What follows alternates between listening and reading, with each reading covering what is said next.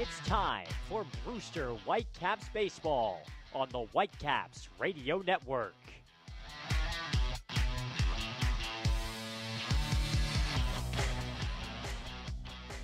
Welcome to Spillane Field, home of the Wareham Gatemen, where the Brewster Whitecaps are taking a little excursion off of the Cape here for tonight's action between the Brewster Whitecaps and the Wareham Gatemen here from Spillane Field. Thank you so much for joining us here on the Whitecaps Radio Network. Carter Waddell and Aiden Doyle here with you for today's ball game. Maura Sheridan will be joining us in just a minute or two.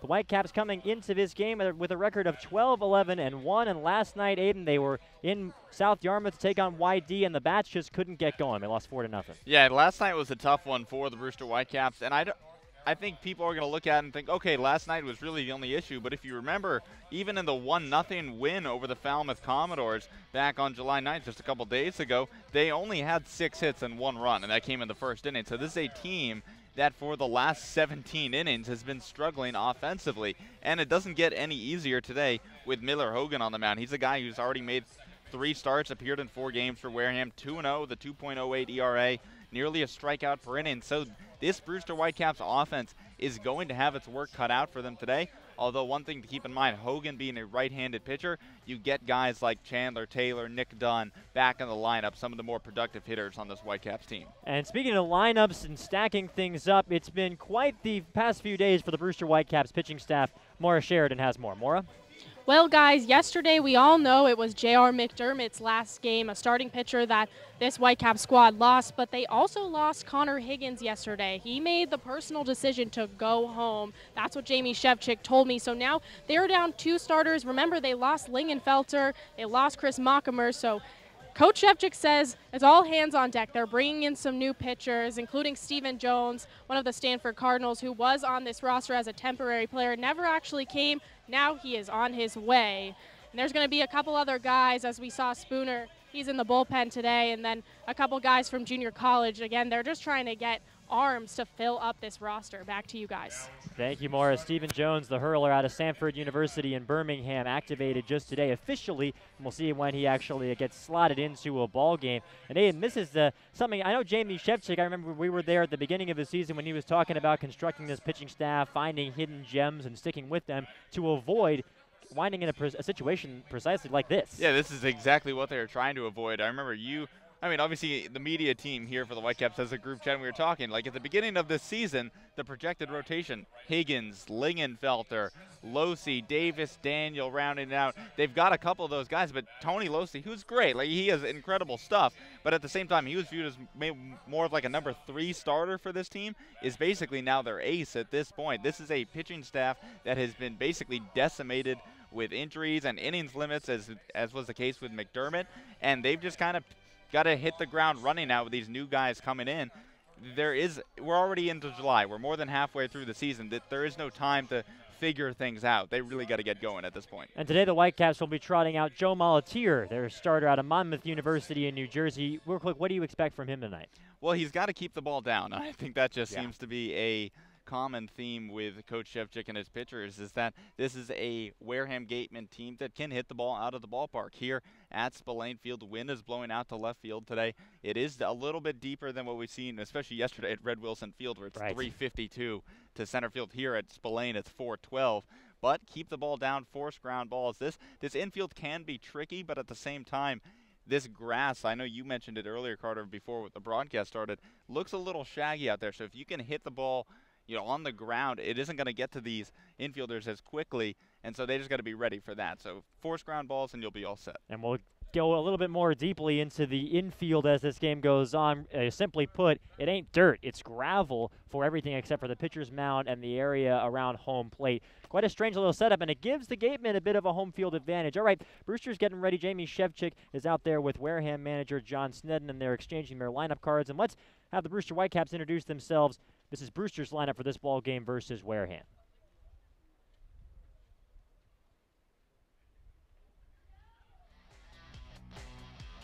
AJ Graffinino, shortstop for the University of Washington. Chandler Taylor, University of Alabama, outfielder.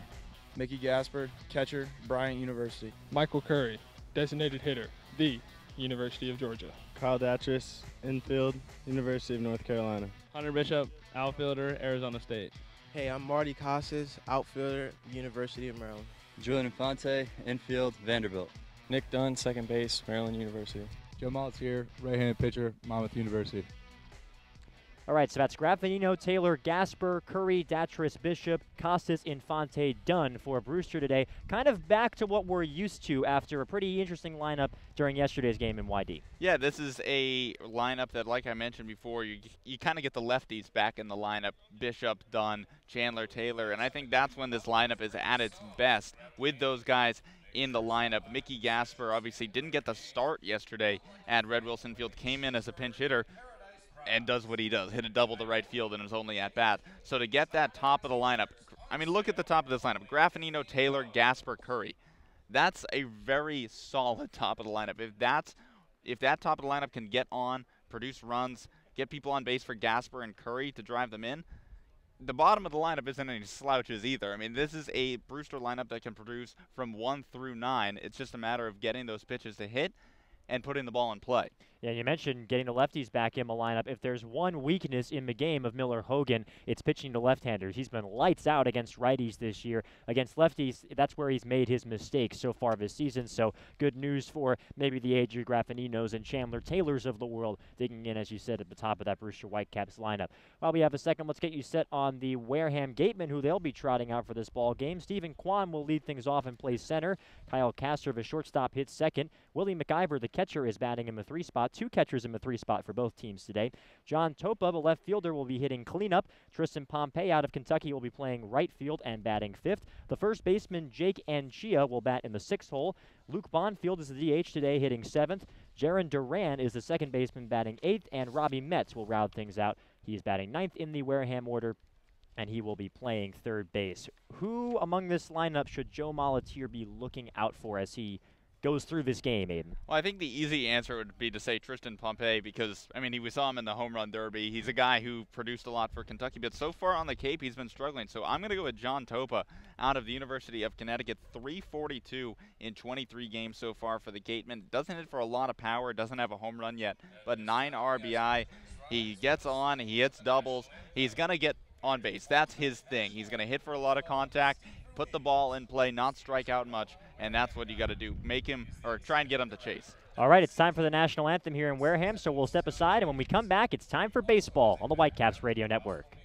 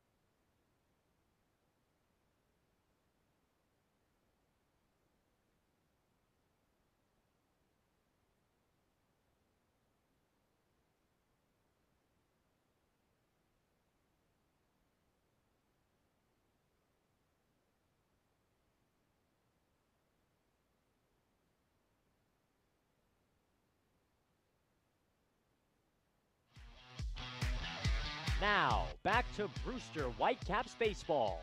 Here are Carter Wedeel and Aiden Doyle.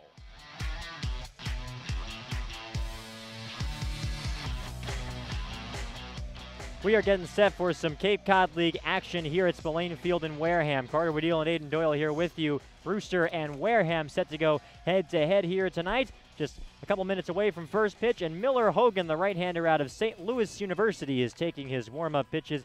Aiden ran through a few of his numbers earlier in our pregame. 2.07 is the ERA for him. 13 innings pitched, only 9 hits, 2 walks, and 12 Ks. Spectacular numbers for him, and he's coming off a great outing. Last time out against Bourne, 5 shutout innings, 2 hits allowed, didn't walk anybody, and struck out 6.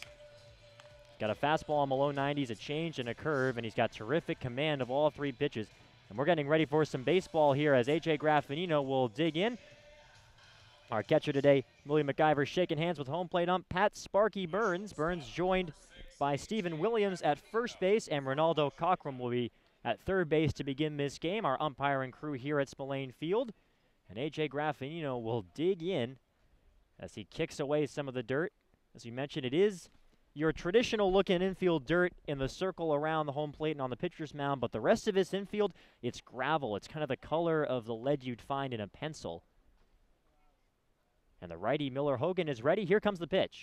It's hit high in the air out to center field, moving back a couple of steps to center fielder Stephen Kwan. He's under it, and he makes the catch. As Aiden said in the pregame, plenty of space out there in center field compared to yesterday. And A.J. Graffinino, first pitch swinging, is retired. Yeah, yesterday at Red Wilson Field, the way the wind was blowing, that might have gotten out of there. I mean, there's 352 to center field. But here, obviously, different story. And that's an interesting approach from Graffinino, being a bit more aggressive up at the plate. We've seen this Brewster team. Obviously, they lead the league in walks. But recently, they've been striking out more, falling behind in the count because they were taking so many pitches and then having to try and chase off-speed stuff. So here is the lefty Chandler Taylor digging in, and the pitch to him is a fastball in there for a called strike. Getting his set on the Wareham defense today. Left to right in the outfield, it's Topa, Stephen Kwan, whom we heard from, and Tristan Pompey out in right field. Shaking off the sign now is Miller Hogan. He shakes off another and now gets the one he likes. And he's ready to deal the pitch.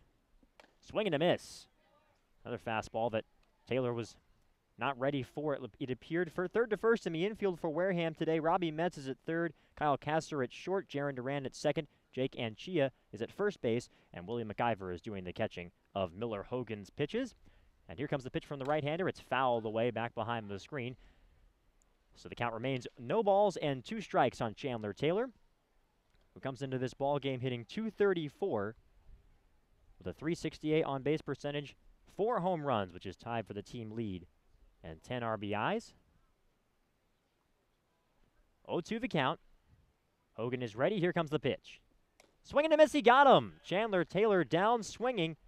And there are 2 gone quickly. Miller Hogan looking comfortable out there. Yeah, he went right back to that off-speed pitch there down in the zone. And that's where he's got to live, especially to the top of this Whitecaps lineup. Taylor, Gasper, and the 2 and 3 spot. Gasper coming up now. But if you keep the ball down, again, these are fly ball hitters. Taylor, we saw him in the home run derby, came in second. If you leave the ball up to him, he can really make you pay. So now here comes Mickey Gasper back in the lineup today for Brewster. A switch hitter hitting from the left side. The pitch is in there for a called strike at the knees from Sparky Burns. Gasper hitting .333 on the year. A .462 OBP, 4 home runs and 21 runs driven in. A terrific year for the backstop out of Bryant University. Here comes the 0-1 pitch. It misses inside. Evens the count at 1 ball and 1 strike. We're just underway here at Spillane Field in Wareham. No score top of the first inning. 2 gone. With Gasper digging in. Hogan staring in. And he's ready to deal. Here comes the pitch. It's fouled back to the screen. We were looking at this infield before the game, Aiden, and it really, I think, the characteristic isn't maybe the material, the gravel as opposed to the dirt, but there's just not a lot of give to it. It seems like with the dirt infield, you can dig your cleats in. You can't do that as well on this gravel infield, and the ball can kind of skitter if it's hit just the right way. So definitely tricky to deal with for these infielders. Here comes the 1-2 pitch to Gasper. Misses just outside. And the count 2-2. So far, the fastball and the change have been Hogan's bread and butter. Also has a curveball. 11-5 movement on that pitch. He'll try and get swings and misses from it. Here comes the 2-2 pitch. Misses low for ball 3. So Mickey Gasper, as he has a great many times this season, it seems, runs the count full. 3 balls, 2 strikes, and 2 men out. Here comes the payoff pitch from Miller Hogan. Fouled away toward the left side behind the plate over by Michael Curry, warming up in the Brewster on deck circle. So we'll do it again with the count 3-2. You mentioned Brewster 12, 11, and 1 entering this game. Wareham is 10, 13, and 1. They're the 4th place in the West Division. 3-2 pitch on the way here from Hogan as he stares in again. And here comes the pitch. It's hit hard on the ground, foul, right side. Ducking for cover for a bit there was Stephen Williams over on first base, but the umpire, but he's all right. And the count remains 3-2. I mentioned Wareham 10, 13, and 1 in 4th place, but you have to think there's been a little bit of a misfortune there. They've got the best run differential in the division, even better than Katuitt in first place, with a plus 15. Wareham, a very evenly balanced West Division this year. The 3-2 pitch misses low to Gasper, so Gasper wins the battle, works a 2-out walk, and now Michael Curry will take his hacks. And you bring up the records. One thing also to point out is that this is the type of game that's been some trouble for the Brewster Whitecaps this year. Just 4-7-1 against are on the road away from Stony Brook Field compared to 8-4 at home, and just 6-6 against Western Division teams. So this would be, if they can come out of Spillane Field with a win, a big game for them to show, hey, you know, we can win away from Stony Brook Field. We can win against the Western Division. And this is the second of a string of 4 straight road games on the Whitecaps schedule. The pitch to the righty, Curry, misses away on a fastball to make the count 1-0 on the Georgia Bulldog. Of course, this game was supposed to be played back on Friday, but Mother Nature had other plans. Lots of rain that day, and the game, like all the other games on the Cape, was called, and so they're playing it today. Here comes the 1-0 pitch. In there for a called strike. Bringing it down from up by the letters was the catcher MacGyver, and gets the call from Sparky Burns behind the plate. Count even 1-1 on Curry. Curry hitting .286 this season, a .455 on base percentage, 1 home run, and 10 runs driven in. They check Gasper over at first base, who is able to get back safely. Not taking that big of a lead over there is Mickey Gasper, who has tried his hand at stealing bags this year, but not with a ton of success. He's 1 out of 3, including one that ended the game when he was caught at second. Here comes the 1-1 pitch. It's hit well out to center field. That one's going to get down for a base hit. Gasper will round second and hang on there. So it's a little looping single into center field off the bat of Michael Curry, and a bit of 2-out lightning from Brewster. They have 2 men on. Yeah, Curry just went down and got that one, kind of golfed it out in center field. Didn't get a great piece of it, but he's so strong that as long as he makes contact, he can really put the ball out of the infield. But one of the things to notice there, third base coach Ryan Smythe kind of looked a little bit frustrated with Mickey Gasper, who Smythe wanted to come to third.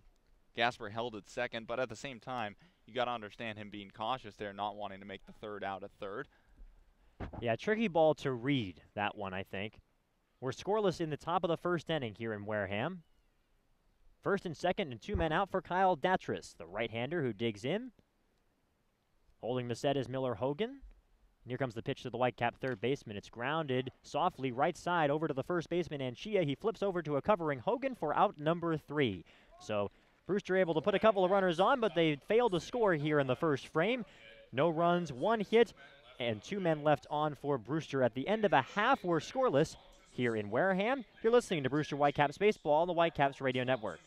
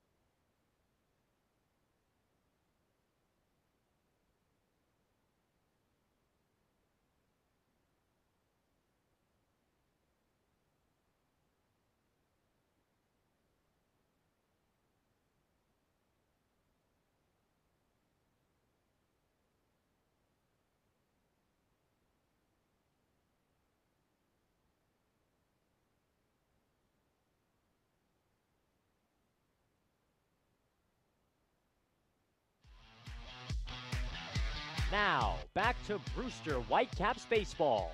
Here are Carter Wedeel and Aiden Doyle.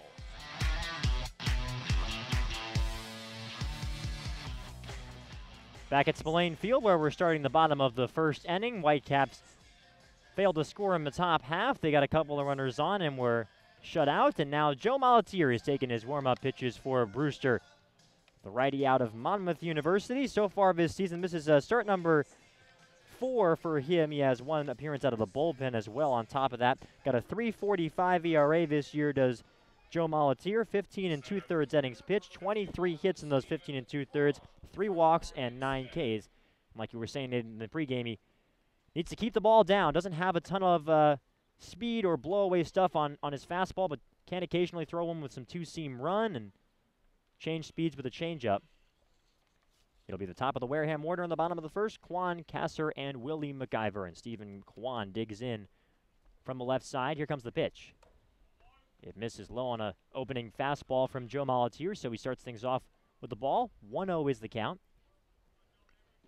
Stephen Quan leading this Wareham Gatemen team with a .444 batting average this year. 1-0 pitch.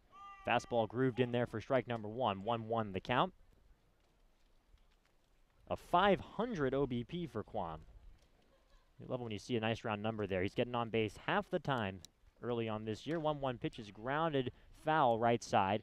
That one took a high hop over toward the first base side, but then rolled over toward the Wareham dugout on the first base side. Wareham won 3 ballparks here with the home team on the first base side in terms of their dugout, which is what you usually see, or at least maybe 2 out of 3 times in the big leagues.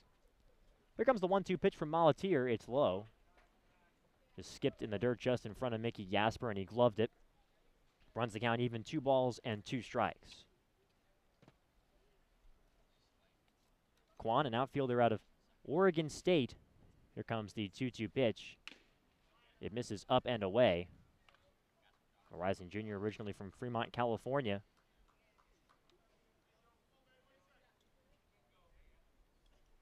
Molatier ready for a 3-2 offering. Here comes the pitch.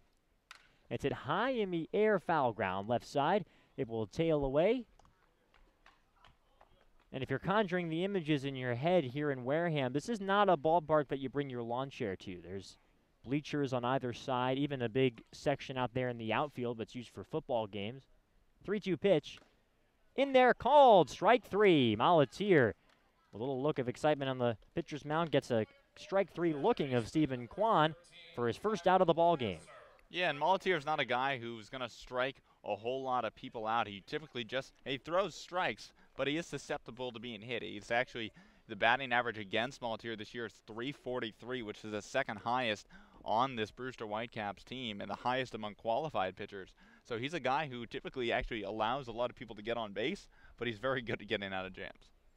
23 hits in 16 innings pitched for him this year, counting that strikeout. First pitch, ground ball to right side, fielded over there by the second baseman Dunn. He throws to first base to retire Kyle Kasser. So after Stephen Quan runs the count full, Kasser's first pitch swinging, and he grounds out to Dunn at second base.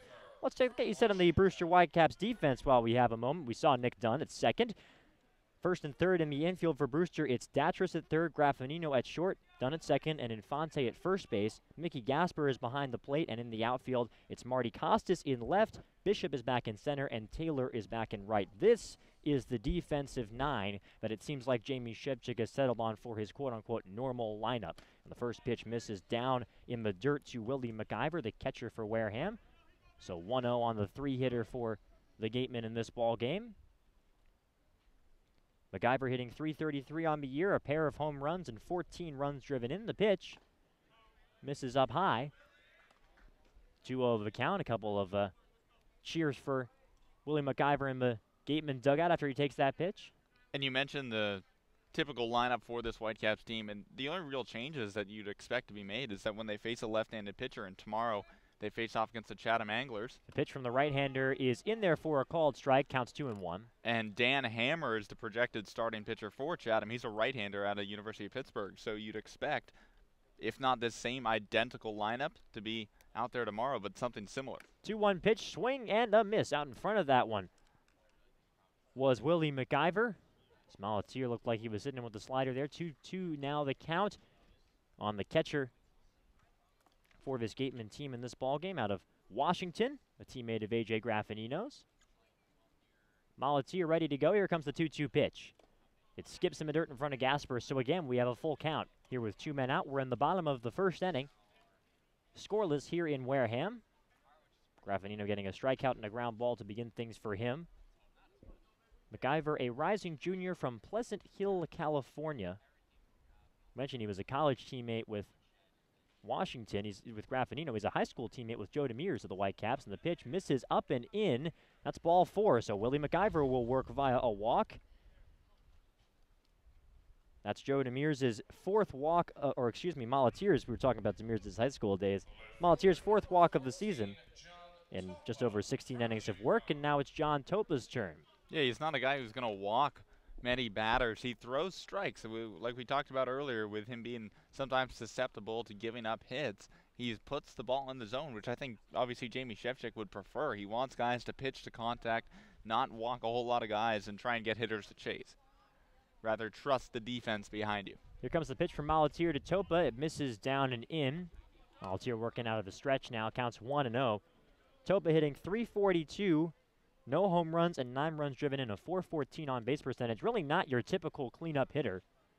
If you look at his spray chart, they got some great spray charts that you can find on the Point Streak website. A lot of his hits are just ground balls that find their way into the outfield. Here comes the 1-0 pitch. It misses low. But hey, it is working for him. He's a guy, kind of reminds me in terms of just the results that he's getting of Connor Smith for Brewster. A guy who maybe doesn't have, as much pop in his bat as you might find, up and down the lineup, but just gets on base when he can. And so far has been doing that very well for this Gatemen club. 2-0 the count. The pitch to the right-hander is just a bit low, and Mickey Gasper will walk out to talk to Molatier. Count 3-0. Wareham, as we mentioned, coached by Don Sneddon. This is his first year in charge of the coaching staff. He was a third base coach for last season, so had a chance to acclimate and know how everything works with this Wareham club, and now is taking the reins this year. Actually, last year's coach of the Gatemen, Jerry Weinstein, is the manager now of the Hartford Yard Goats, right. which is the Double-A team for the Rockies. 3-0 pitch in there for a called strike. Looked like he was taken all the way. And he actually managed Team Israel in this year's World Baseball Classic, which was kind of the underdog story of the entire thing. I mean, they made it out of the first round, went 4-0 in their opening round in group stage. Scoreless here, bottom 1. Here comes the 3-1 pitch. It's hit on the ground, left side. It's going to get into left field for a base hit. So in typical John Topa fashion, a ground ball into left field for a single. And just like the Whitecaps did in the top half, the Gatemen have put 2 on and 2 out here in the bottom of the first. That one actually really skipped through that grass. We talked about the length of the grass here at Spillane Field. And I think, honestly, probably the reason they did it, or they have the grass a little bit longer than you might see at other ballparks, is because they know it's going to skip across the gravel.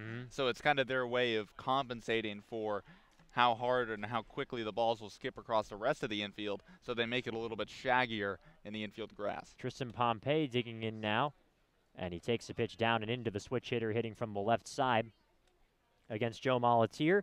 And it reminds me of I think it was the 2012 World Series where the Texas Rangers did that intentionally. They grew out the grass because they figured they had a lot of speed. They could beat out some infield hits. Pompey takes a strike at the knees, nicely located from Joe Molatier. That's the sort of pitch that I'm sure Jamie Shevchik and the rest of the coaching staff want to see more of from him. A hard, heavy fastball down in the zone. And the count is 1-1 on Pompey. Here comes the 1-1 pitch. It misses low. 2-1 the count. Pompey, as you mentioned, Aiden, struggling to acclimate on McCabe. He's hitting .208, does have a pair of home runs. 7 runs driven in from the Kentucky Wildcats, who had a terrific year last season in the SEC. Here comes the 2-1.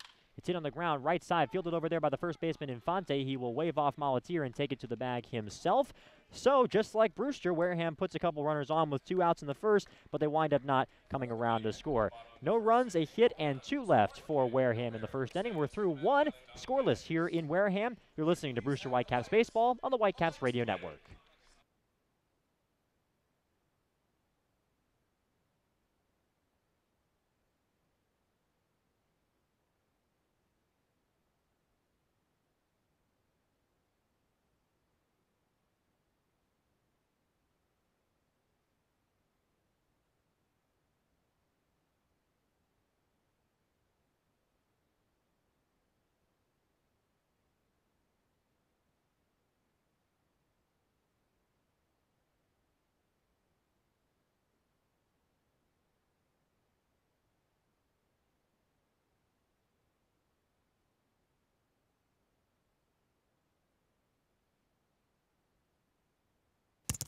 Do you know what that sound is?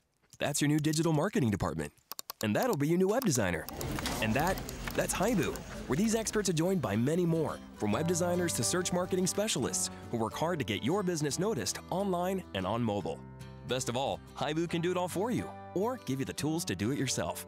To find out more, go to haibu.com. That's HIBU.com. Or call 855-464-HIBU. Oh, that'll be your next new customer. Haibu, made for business.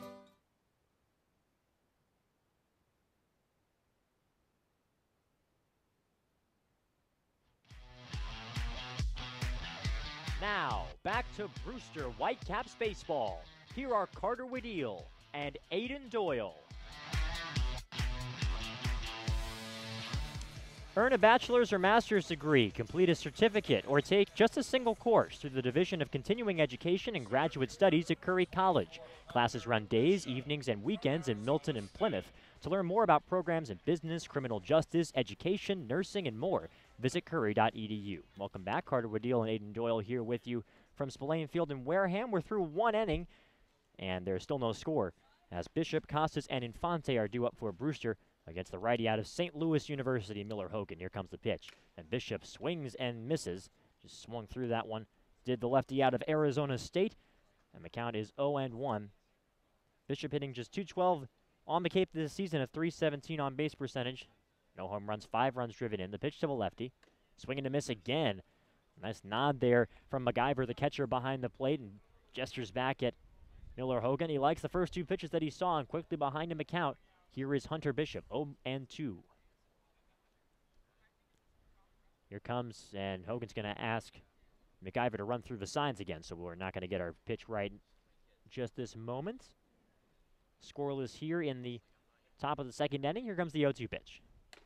In there called, strike 3 at the knees. Boy, that's a pitching coach's dream with that sequence there from Miller Hogan. Gets Hunter Bishop to chase at a couple of pitches and then just grooves the strike right in there at the knees. And Hunter Bishop is down looking. Yeah, and pitching backwards too, going with 2 off-speed pitches to get Bishop swinging for strikes 1 and 2. And then, like you mentioned, Carter just paints the fastball right at the knees, gets Bishop looking. Beautiful pitch there from Hogan. So now it's Marty Casas' turn. Hitting from the right side is the Whitecaps left fielder today. Here comes the pitch. It's hit high in the air, fouling around right over towards us. Aiden, watch out. Oh my goodness, and it's caught over there.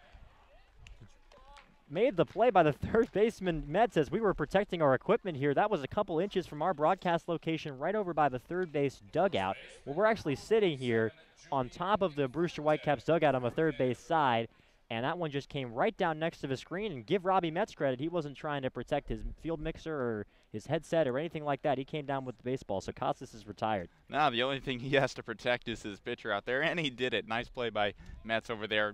That's not easy either. You got to kind of find where the wall is or the fence here, not run into the Whitecaps dugout. That's a difficult play, and he made it look easy. Here's Julian Infante hitting from the right side. No runs yet in this ball game. 2 men out here in the top of the second, and the pitch misses for ball number 1. 1-0 the count on the righty from Vandy. Infante hitting .227 with a .282 on base percentage. No home runs, 5 runs driven in for Infante this season. Back at first base for Brewster, where he's been ever since he got to camp. The pitch misses in the dirt, so ahead in the count, 2 balls and no strikes is Infante. Hogan, a rising junior. He's from outside of Kansas City, from Leawood, Kansas specifically. 2-0 is the count as he stares in, taking his time as a very deliberate windup, does Miller Hogan. Here comes the 2-0 pitch. Misses up high, so Julian Infante is ahead in the count 3-0. Now that I think about it, these are 2 players, the hitter Infante and the pitcher Hogan, that both kind of let the game come to them when they're on the mound or in the batter's box, as it were. The count 3-0.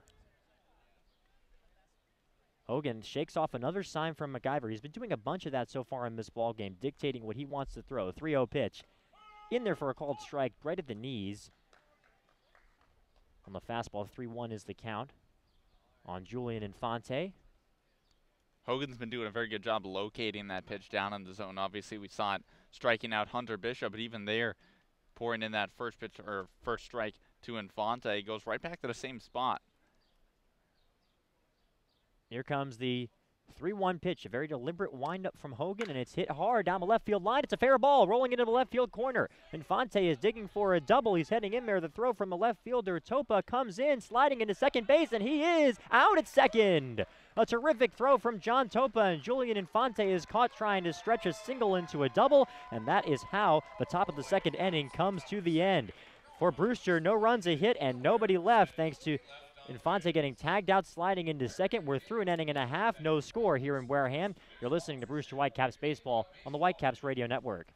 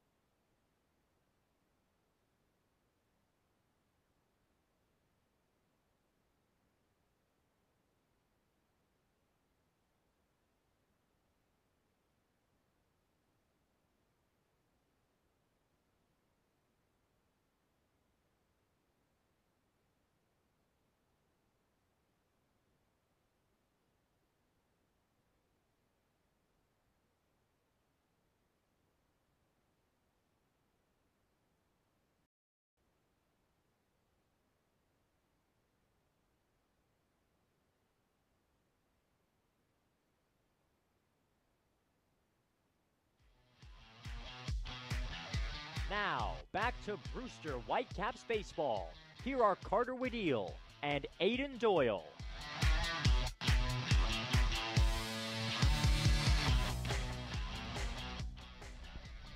Back at Spillane Field, score nothing here as we enter the bottom of inning number 2. Joe Molitor back out on the mound for the Whitecaps, and he will face Anchia, Bonfield, and Duran here. The first pitch to the righty, Anchia is in there for strike number 1. A nice emphatic call from Sparky Burns behind the plate today. And 0-1 is the count on Anchia, who is at first base today for the Wareham Gatemen. 0-1 pitch coming along. It's grounded foul left side. And it skips over past the Brewster dugout here on the left side over by the bleachers. The bleachers here in Wareham are kind of raised above the field. Again, it's really kind of different from all the other ballparks you'll find in the Cape Cod League, where the wall that's about as high as your typical outfield wall is where their footing will be for that first row. So kind of reminds you of a tennis match, the way everybody's situated. Almost a little bit above the action. 0-2 is the count on Anchia. Maybe I'm the only one who compares Spillane Field to a tennis match. Here comes the pitch to the righty. It's grounded foul, and it looks like it hit something on Anchia's person or maybe Mickey Gasper behind the plate. In any case, the play is waved dead, and the count will remain 0-2 on Anchia, who's hitting .232 on the year, .333 on base percentage, leading the team with 3 homers and 8 runs driven in.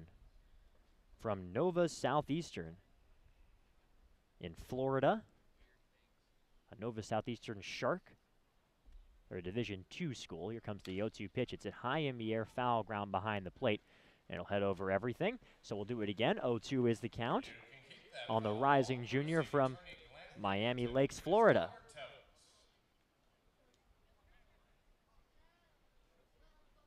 And Chia getting some help here from Sparky Burns behind the plate, dusting everything off.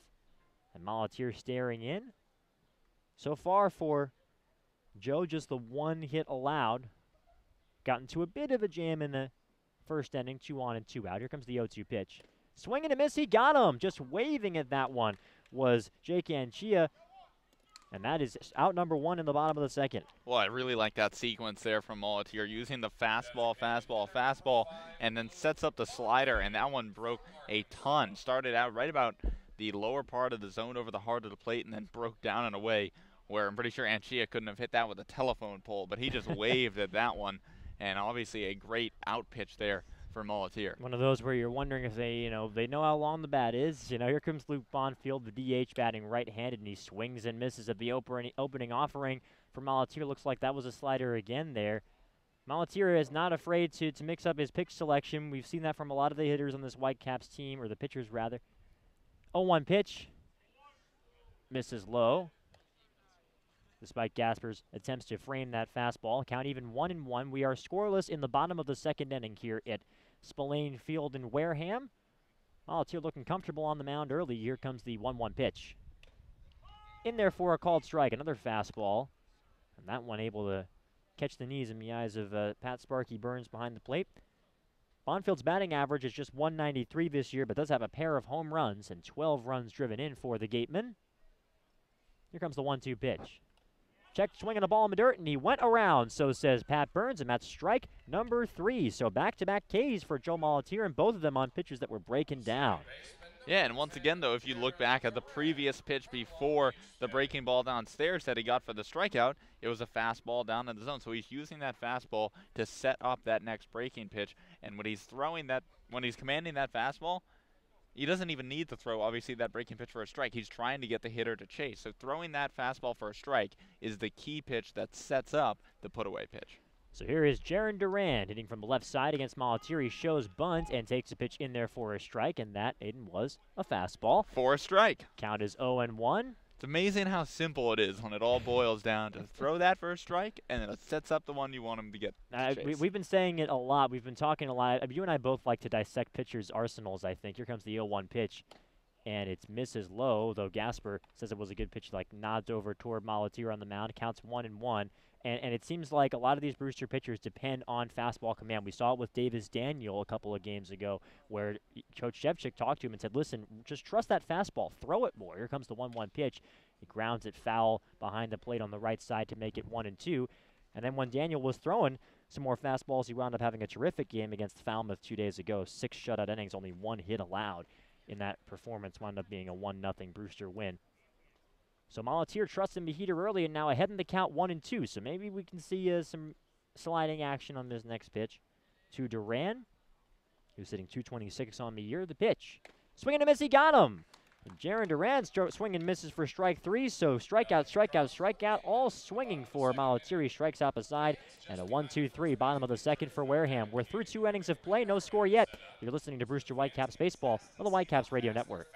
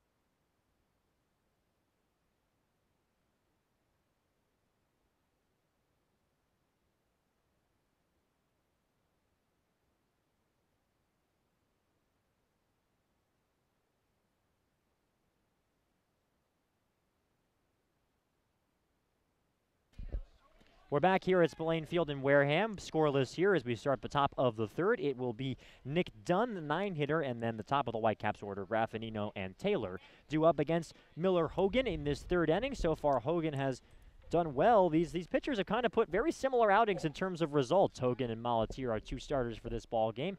And the righty deals to the lefty, Nick Dunn. It's hit high in the air, a mile high over toward shallow center field. Moving back is the shortstop, Kasser, and he makes the catch. A couple of paces into the center field grass, and that is out number 1 of the third inning. So now the 1 and the 9 hitters for this Brewster lineup swung at the first pitch and hit a pop-up into center field. So the middle of the order, 2 through 7, being a little bit more patient, but the bookends taking an aggressive approach. We'll see if it continues now with back to the top of the order. Yep. Graffinino coming up. Yep, here is Graffinino, as you mentioned, was aggressive. And it flew out to center. Left-handed hitter. Here comes the pitch from Hogan. It's grooved in there for a strike on a first pitch fastball. And both of these guys, you know, they're both commanding their first pitch fastball very well. And it's making life difficult for the folks in the batter's box, making this game move quickly as these pitchers get in their zone. Here comes the 0-1 pitch. And the lefty takes the pitch, just misses low in the eyes of Pat Burns behind the plate. Hogan cool as a cucumber out there on the mound. Count is 1-1 on Graffinino. Hogan was picked earlier this year in the draft. He's a draft-eligible sophomore. Here comes the 1-1. It's hit high in the air. Another pop fly toward the right side in foul territory. Moving over is the first baseman, Anchia, and he makes the catch 2 or 3 steps over toward the foul side of the first base line, a bit beyond the lip of the infield gravel. And there are 2 gone on a couple of pop flies in the third. Yeah, it just seems like they're getting under it a little bit from Hogan, which is surprising because so far he's been living down in the zone. So you'd think for a guy living downstairs, getting the hitters to swing kind of down at the ball, they'd hit more ground balls. But, I mean, down to Graffinino's second fly ball. Costas with a fly ball, done with a pop-up. So now here comes Chandler Taylor, slugger out of Alabama. Here comes the pitch to the left-hander, and it's misses up. In the starting lineup for both of these teams today, we've got half of the college home run derby. 2 on the Whitecaps lineup in Taylor and Infante, and then Tristan Pompey on the other side for Wareham. Taylor the only finalist here tonight. Here comes the 1-0 pitch. Misses low for ball number 2. Again, that fastball just missing below the knees. We've seen a couple from Molatier like that as well. It kind of shows that they're getting it where they need it to be. Not skipping in the dirt like we've seen before. Here comes the 2-0 pitch. It's fouled straight back from Chandler Taylor. A big uppercut swing. He was thinking 1-0 with that hack. Makes the count 2 balls and 1 strike. We're still scoreless here. We're in the top of the third here at Spillane Field in Wareham, home of the dark gray gravel infield. If you're visualizing it at home. It's almost like a charcoal gray. Yeah, it makes you want to fire up the grill, right? Yeah. Here comes the 2-1 pitch. Hit hard down the right field line. It's going to get down in fair territory for a base hit. Moving over to field it is Pompey, the right fielder. A hard hit single for Chandler Taylor. And there's a runner on with 2 out for Brewster. Yeah, and Hogan, again, we've talked about him living down in the zone, left that one up. Up in the strike zone, just below the letters for Chandler Taylor. He's too good of a hitter to just let that one go. He recognizes it's a mistake by Hogan and just drives it into right field. That was hit right on the sweet spot. And that is the difference when you're living with the fastball. Sometimes you can die with the fastball. You know, the old saying, the faster you throw it, the faster it leaves the ballpark. If they put good wood on it, and a guy like Chandler Taylor can certainly do that. Laces that one down the right field. Here's the catcher, Gasper, and the pitch to the switch hitter batting left is in there for a called strike on the inside corner on a first pitch. Heater, and the count is 0-1 on Mickey, who drew a 2-out walk in the first inning. Worked the count full and wound up reaching first base and getting stranded there. They check Taylor over at first base, and he dives back safely. And the count is 0-1 still on Mickey Gasper. Hogan, I mentioned, was drafted. It was in the 32nd round by Milwaukee this year. Here comes the 0-1 pitch. Misses low in the dirt. Snap throw to first base. It skips in front of the first baseman, Anchia, and he does a nice job to glove it, kind of moving the glove up toward his chest, underhanded, and knocking the baseball down. That's always the danger when you decide, as McIver did, to go with that snap throw, because you're probably dealing with a speedy runner if he's taking an aggressive lead, and if it gets into right field, well, then that's 2 bases for a speedy runner like Chandler Taylor or whoever you're throwing to in that situation. So that's the risk you incur. Here comes the 1-1 pitch. Hit on the ground, right side foul down the first base line. And the count is 1-2.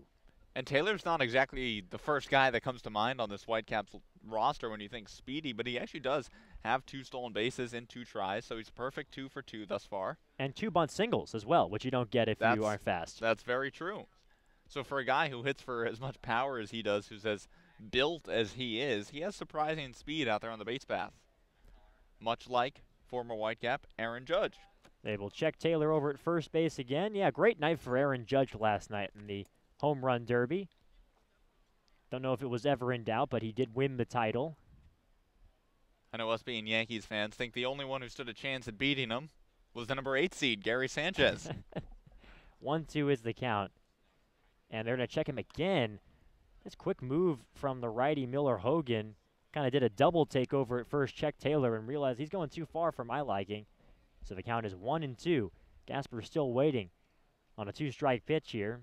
And they're going to check him again, and he's picked off. He was going for second, and now they're going to go down to second base and tag him out there. So Chandler Taylor is caught stealing. I believe that's going to go in the book as a 1-3-6 as the shortstop Castor smacked the tag on him. So Taylor caught leading at first base, and that retires the side in the top of the third.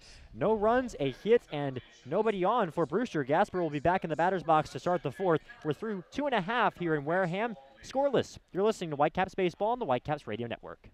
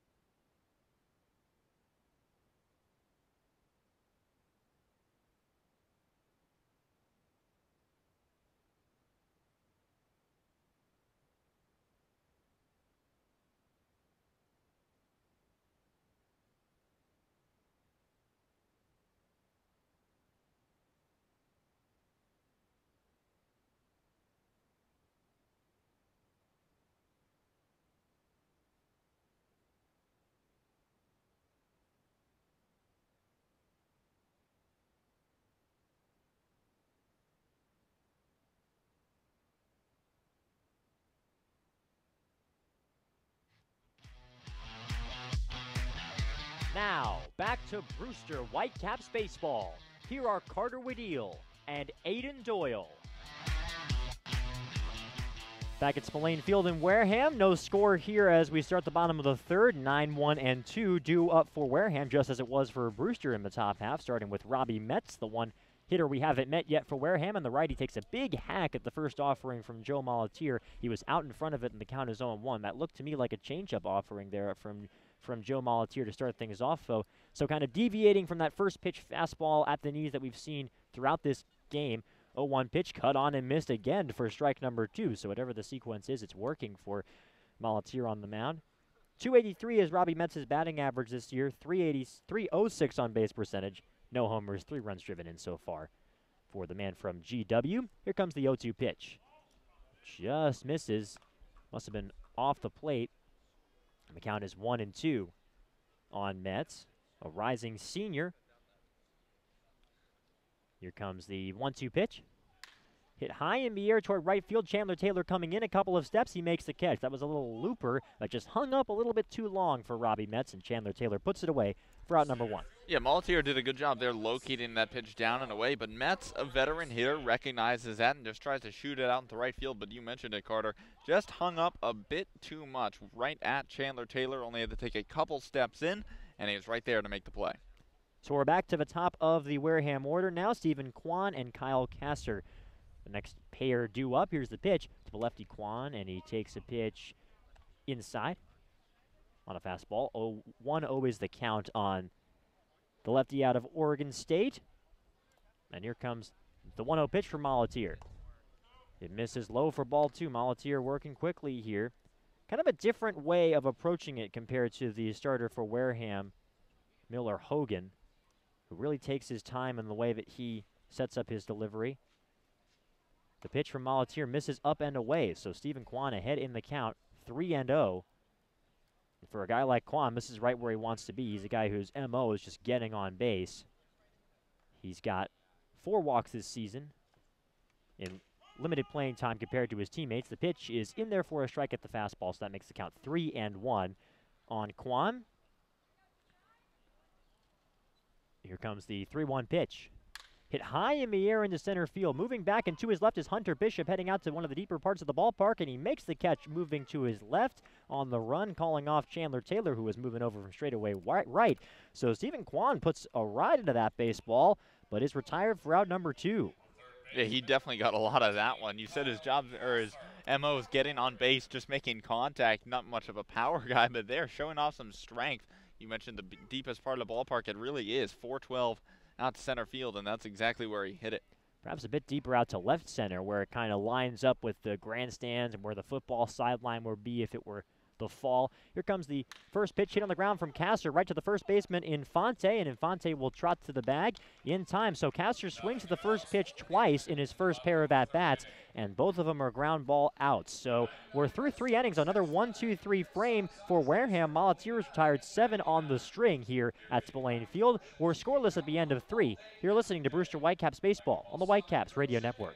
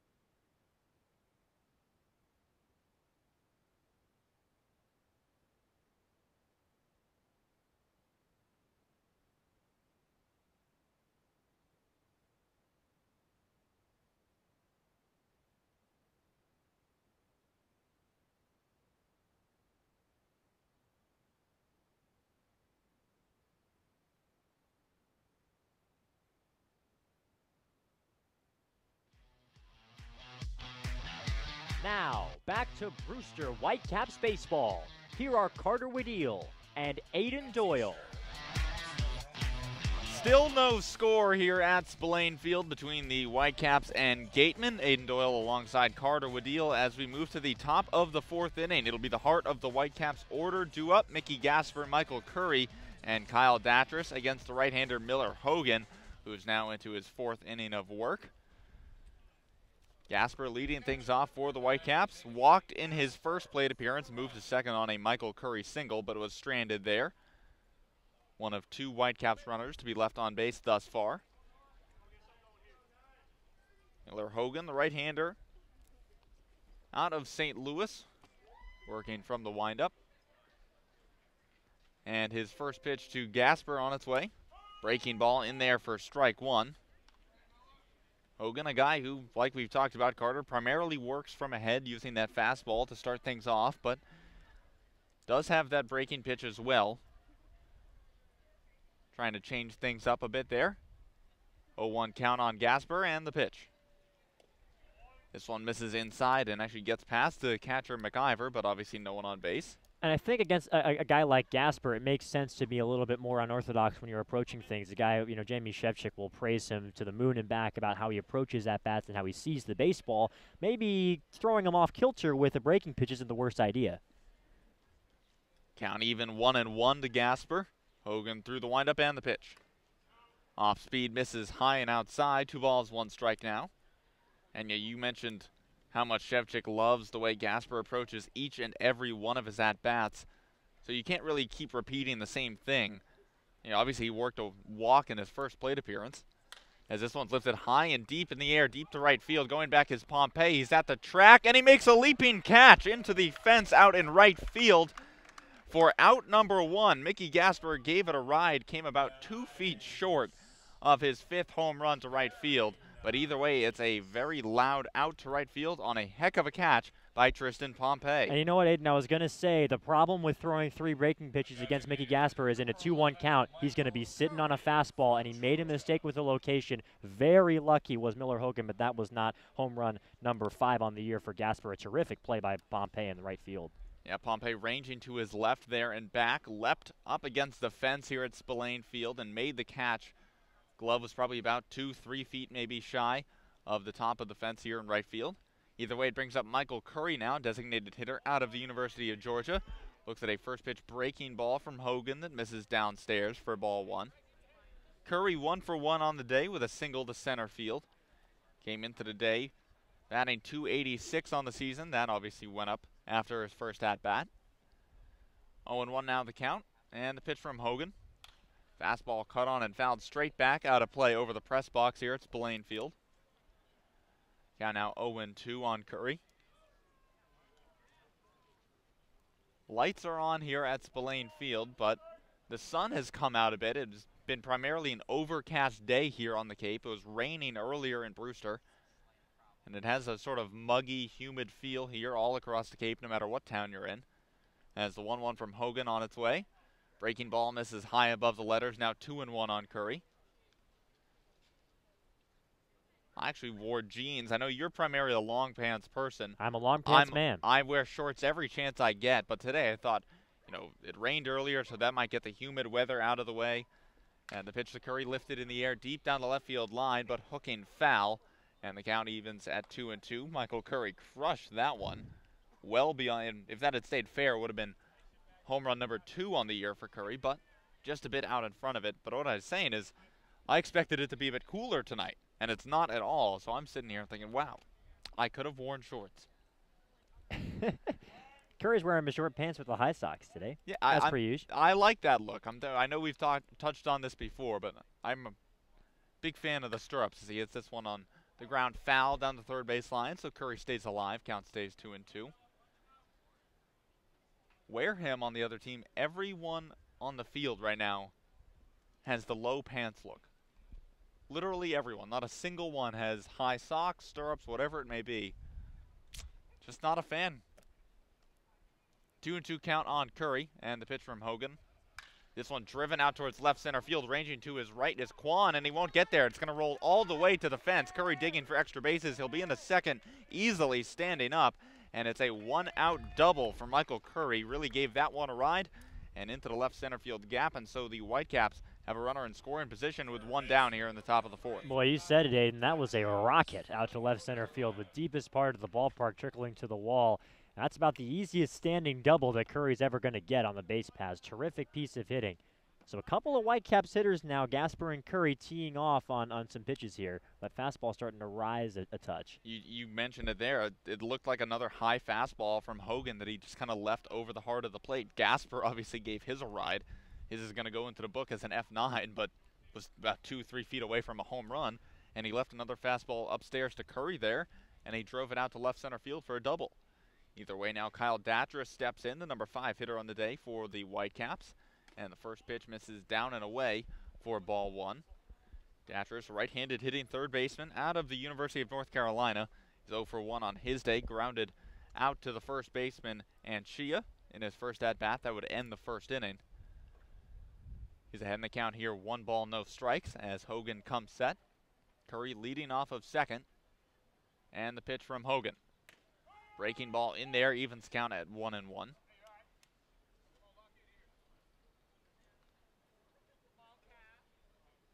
Hunter Bishop waiting on deck for the Whitecaps. Michael Curry leading off second base after his stand-up double to left field. 1 down here in the top of the 4th inning in a scoreless ball game between the Gatemen and Whitecaps. Hogan looking back towards second. And now Datras will call time as Hogan certainly taking his time delivering that pitch. It is very different, I was saying earlier, between him and Molitier, where they approach it. Molitier can't wait to throw the next pitch. It seems like to me around the mound, Hogan looks like he's got all the time in the world. And a very deliberate, even when he goes into the windup, it looks like he's in slow motion. 1-1 from Hogan, cut on and missed by Datras, just blew the fastball right past him there. And the count moves to 1-2. This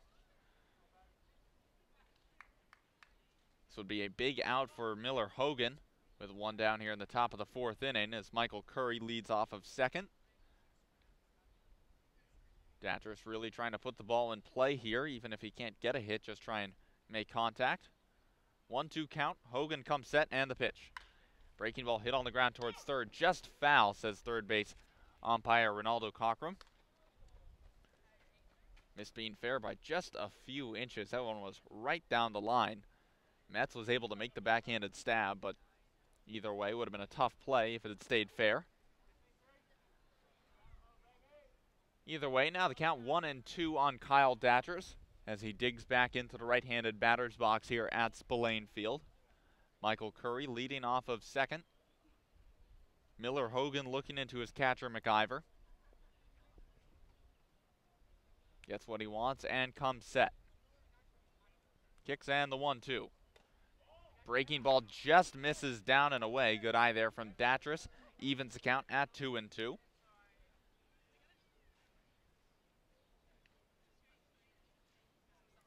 Datchers on his day, like I mentioned, 0 for 1 so far. Chance to do some damage here with a single, though.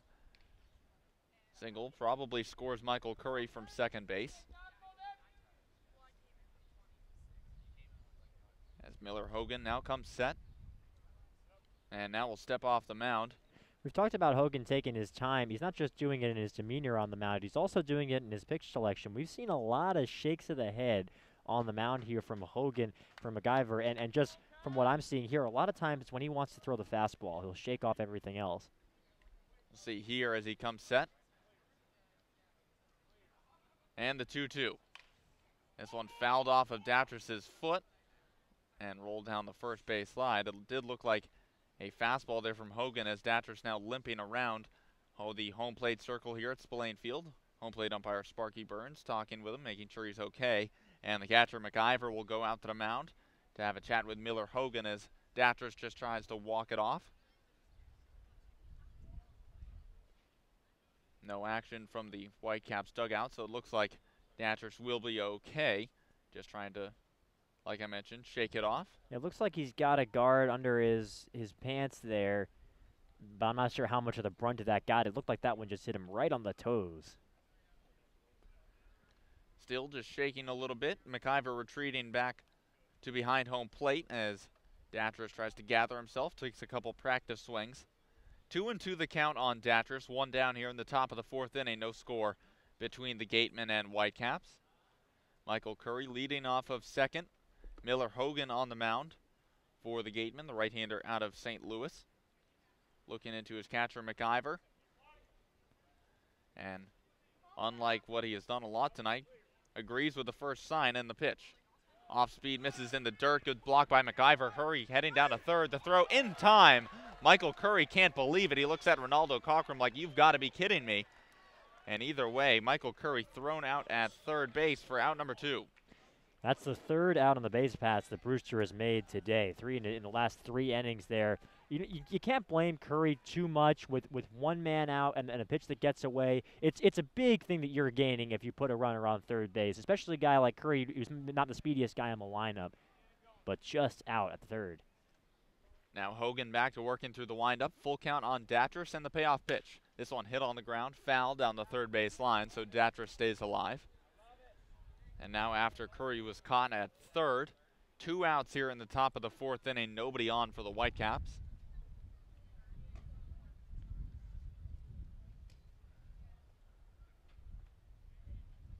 Hogan taking his time, towing the rubber here at Spillane Field. Now we're ready as the right-hander looks into Willie McIver. Through the windup and the 3-2. Fastball misses in the dirt, and Datchers will head on down to first base with a 2-out walk. And now it is tough because the out that's made, it changes the whole complexion of this inning now. It allows Hogan to be a little bit more aggressive on the mound in the pitches that he uses. That'll bring up Hunter Bishop, center fielder out of Arizona State. That was Datchers' 13th walk of the year, puts him in a tie for second on the team, trailing Mickey Gasper, who leads the team with 17. As Hogan throws over to first base, and Datchers will dive back safely. Hunter Bishop steps in. He struck out looking in his first at-bat. As Hogan comes set. And the first pitch to Bishop. Fastball right down the heart of the plate for strike 1. And that was a terrific pitch there, right at the knees. Bishop obviously was a little over-aggressive in his first at-bat, swung and missed at a couple off-speed pitches, and that time Hogan starting him out with the fastball. It seems like he's given everybody a different look the second time through the order. Now throw back over to first base. High throw, but Datris dives back safely. And that's the big thing. This is now, like you mentioned, the second time through the order, trying to give each hitter a different look up at the plate. As he comes set. And the 0-1, Datris goes, throw in there for a strike, throw down to second, not in time, and it skips into center field. Datris will be held there, though, as the shortstop, Kazar, kind of got in his way trying to field the ball. And so Kyle Datris steals second, and now the Whitecaps have a runner in scoring position with 2 outs, as that was Datris' 3rd stolen base of the season. He's now 3 for 3 on the year. That's the thing that I really like to look for when you're looking at stolen base stats. It's not just the raw number of stolen bases that you rack up, but how efficient are you? How good are you at delivering when you're called upon? 0-2 count on Bishop, and the pitch. Fastball just misses downstairs, now 1-2 on Bishop. Good eye there from the lefty out of Arizona State. Marty Costas waits on deck for the Whitecaps, hoping to get a chance to hit here in the top of the 4th. Scoreless ball game between the Whitecaps and Gatemen. Now Hogan steps off the rubber as Datris got a big lead there off of second base, but no throw over to second base. Right-hander now coming set, ready, and the 1-2. Breaking ball, Bishop just gets a piece of it and fouls it back to the backstop behind home plate. Stays alive, and the count stays 1-2. Yeah, it looked like Bishop might have been expecting a fastball there, just barely nicked off the bottom of the bat. Took a big rip at it, as Hunter Bishop has tended to do. 1-2 count. Hogan comes set. Kicks and the pitch. Off speed, misses down and in. The appeal down to Ronaldo Cockrum says Bishop did not go, and the count evens 2 balls and 2 strikes.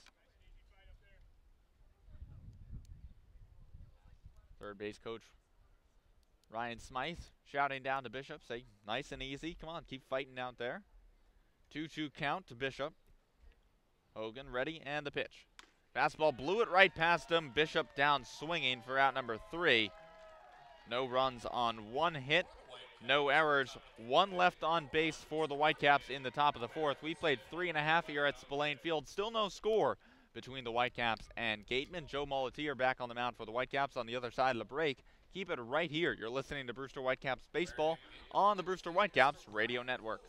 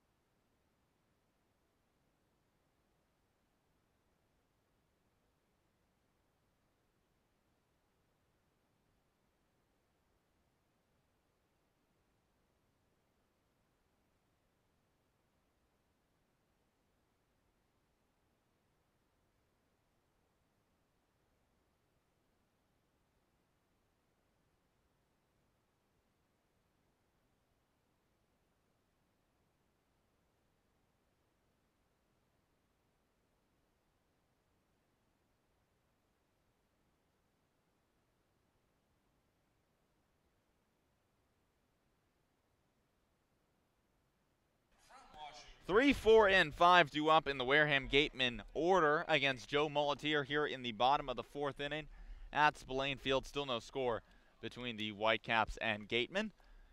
Aiden Doyle alongside Carter Woodeel here, on the first pitch to McIver, bunted down the third base line. It's a good one, fielded by Molatier, and there'll be no throw. Willie McIver aboard with a bunt single, And the Gatemen have the leadoff man aboard in the 4th inning. It's so atypical for a guy who's a catcher to be able to do what Willie MacIver did. Terrific speed, lays down the bunt, and now he's 10 out of 11 stealing bases, so you can't ignore him on first base. To be able to play catcher and have speed like that, it's pretty rare, especially at this level. And it seemed as though Datras at third base was playing a bit deep on MacIver, and so when you think Mulletier, being a right-handed pitcher, is going to finish towards first base, the first base side, for him to field the bunt down the third base line, that's a little unusual, as MacIver leads off of first, and the first pitch to John Topa. Fastball runs in and it hits him. So now 2 runners aboard for the Gatemen in the 4th, 1 on a bunt single, and John Topa, the left fielder out of the University of Connecticut, reaches on the hit by pitch. That's pretty atypical of Brewster. They've done a good job compared to the rest of the league, or the numbers in front of me at the moment, in terms of keeping their hit by pitches at bay. That's a tough one for Mulletier. Now it'll be Tristan Pompey stepping in, the switch hitting right fielder out of the University of Kentucky, batting left against the right-handed throwing Mulletier. And the first pitch, Pompey shows bunt but takes it back as Mulletier paints the outside corner with a fastball for strike 1. Pompey 0 for 1 on his day, grounded out to the first baseman and to end the first inning. 2 runners on for the Gatemen here in the bottom of the 4th inning. Mulletier working from the stretch, corners in for the Whitecaps. This one hit on the ground towards second, fielded, knocked down by Dunn, has some trouble with it, looks towards second, and instead will take the play at first, and he retires Pompey for out number 1, but Topa moves to second, MacIver to third. So a hard-hit ground ball basically does the exact same thing as a sacrifice bunt. And that is one of those situations where you wonder if it's because this is the first game that Nick Dunn has played on this unusual gravel infield, because that one just popped up and ate him up, had to bobble it for a second, and then got the sure out at first base. It just kind of skittered along the charcoal gray surface, something that maybe Nick Dunn isn't used to.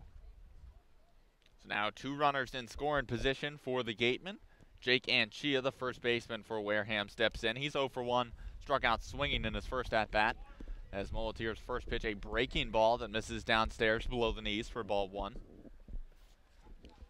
Anchia, right-handed hitter out of Nova Southeastern, originally from Miami Lakes, Florida. As Mulletier comes set. And the 1-0. Fastball hit on the ground towards short. Fielded on a hop by Graffinino. Runners going home. They retire Anchia at first base. But Willie MacIver scores on the ground out to shortstop. And Graffinino was very close to scooping that one up on the fly from the dirt, which would have prevented that run from scoring. You kind of see the look in his eye going, oh, just missed it. It was a quick, short hop, but still a nice play to be able to collect himself and make the throw. And Wareham just putting ABC baseball together to get their first run of the ball game. Yeah, it seemed as though MacIver, who was leading off third base, hesitated there for a second, like, oh, should I go? Did he catch it in the air, and waited for the signal from Ronaldo Cockrum? Either way, now a 1-0 lead for the Gatemen here in the the bottom of the 4th inning. As Mulletier's first pitch to Luke Bonfield, a fastball in there for strike 1. 1-0 the score. Gatemen on top of the Whitecaps. Bottom of the 4th inning, 2 outs, with John Topa leading off of second base for Wareham. Luke Bonfield, the right-handed hitting designated hitter for Wareham, digging in. He's 0 for 1 on his day. Struck out swinging in the second out, or for the second out of the second inning, as he hits this one foul just to the right of first, or off of home plate. To the right of first as well. Yes, you're correct. A little bit closer to home plate there, though, than first base. So you're saying he hit that one pretty close to home? Yeah. Wow. That took me about half a second. That was subtle there, Carter. 0-2 count. Mulletier's pitch. Fastball just misses off the plate. Count now 1-2. You can see Mickey Gasper trying to frame that one there. Hold it as long as possible. Give Sparky Burns as best a look as he could. Mulletier working quickly, comes set, and the 1-2. Breaking ball in the dirt. Good block from Gasper. And they say he went around, so Bonfield down swinging for the second time today, and that will end the 4th inning. The Wareham Gatemen, though, get a run. It comes on a Jake Anchia RBI ground out. They get 1 run on 1 hit, no errors, 1 left on. We've played 4 here in Wareham And the Gatemen lead the Whitecaps 1-0. Keep it right here. You're listening to Brewster Whitecaps Baseball on the Brewster Whitecaps Radio Network.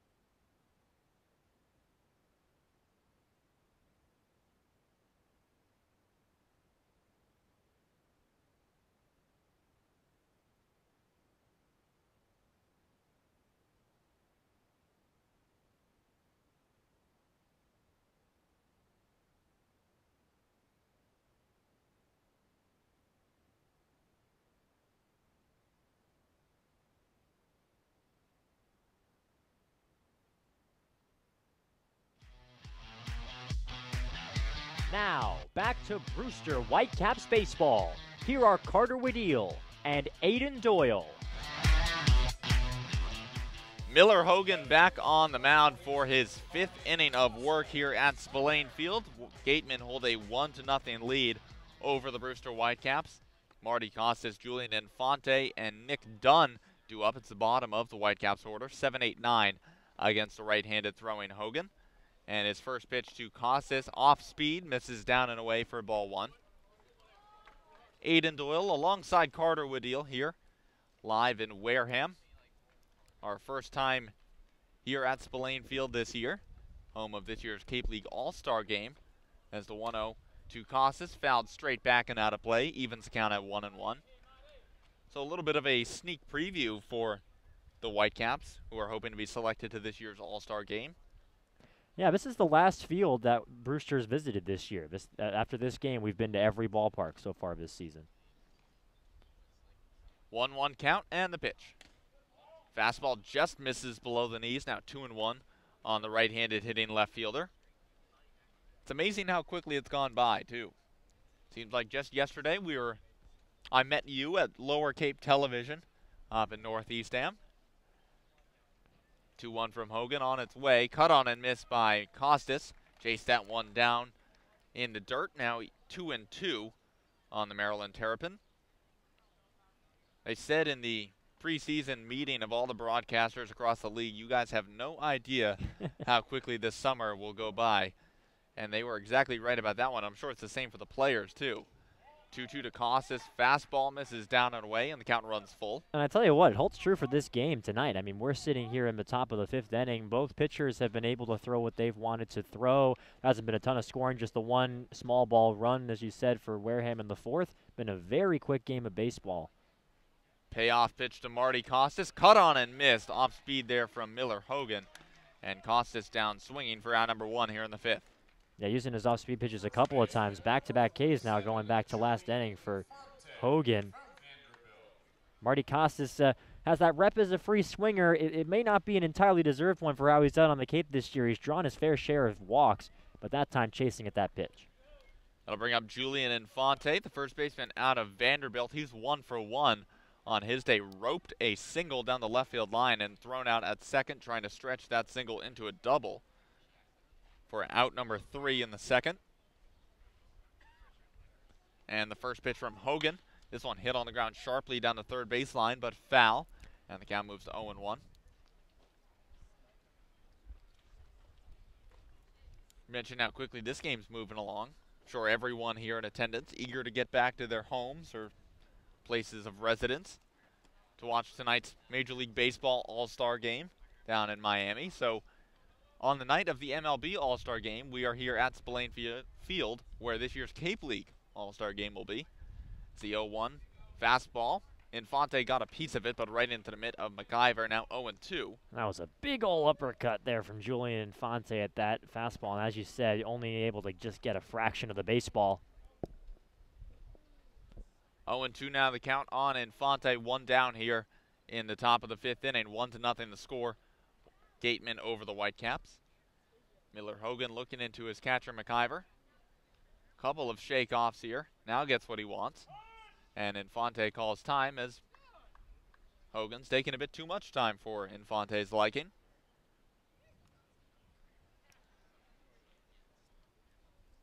Now Infante digging back into the box. Righty-righty matchup here. As Hogan continues to shake off McIver. That's now 4 in a row. And once again, Julian Infante will call time. McIver kind of hanging his head. I'm surprised that he hasn't jogged out to the mound at this point. As you said, it seems like it's funny because Hogan's been in such a groove on the mound, but it seems like they haven't quite been on the same page, the battery mates for Wareham in this ball game. Well, Hogan finally gets a signal he likes on the 0-2. And he likes it for a good reason. Blows the fastball right past Julian Infante there for out number 2. It's the 3rd consecutive strikeout there for Miller. Hogan 2 on the fastball, 1 on an off-speed pitch. And it could be wrong because I've seen, you know, only a few that I've been able to catch where he's caught off, when he's shaken off a couple of pitches on the mound is Hogan. But it seems like when he does it, it's when he wants to throw that heater, and he's able to blow it by Infante there. Now it'll bring up the number 9 hitter, Nick Dunn, second baseman out of the University of Maryland. And the first pitch from Hogan, a fastball on the inner half of the plate for strike 1. Dunn 0 for 1 on his day. Popped out to the shortstop Kasser in his first at-bat. Bats here with the Whitecaps trailing 1-0 as Miller's 1-0 breaking ball skips home and evens count at 1-1.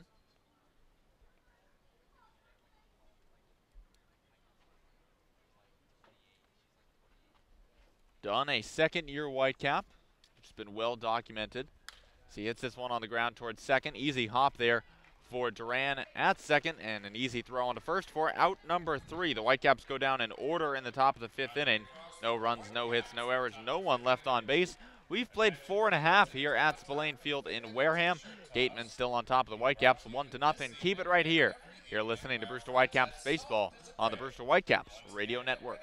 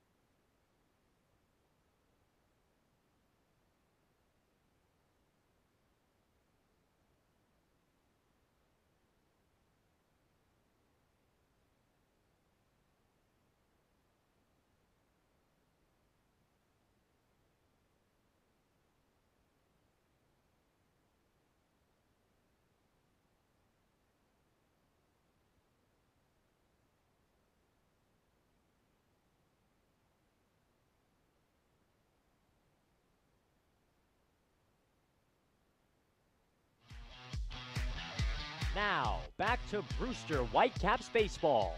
Here are Carter Waddell and Aiden Doyle. 8, 9, and 1 due up for the Wareham Gatemen here in the bottom of the 5th inning.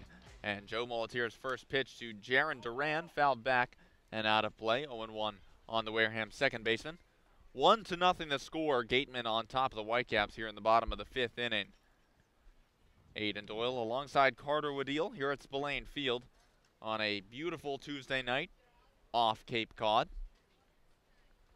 And the 0-1 pitch, this one lifted in the air down the left field line. Ranging towards the line is Marty Costas, and he makes the play on the run in fair territory. A nice running grab there by Marty Costas for out number 1.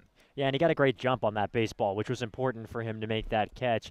moving over to the line. It's funny, we're coming back from Red Wilson Field, and now it's like, wow, there's a ton of space out there in this outfield here in Wareham. Probably about average, but Red Wilson Field just no space for outfielders like Costas to run, and a terrific job by him to cover up the real estate.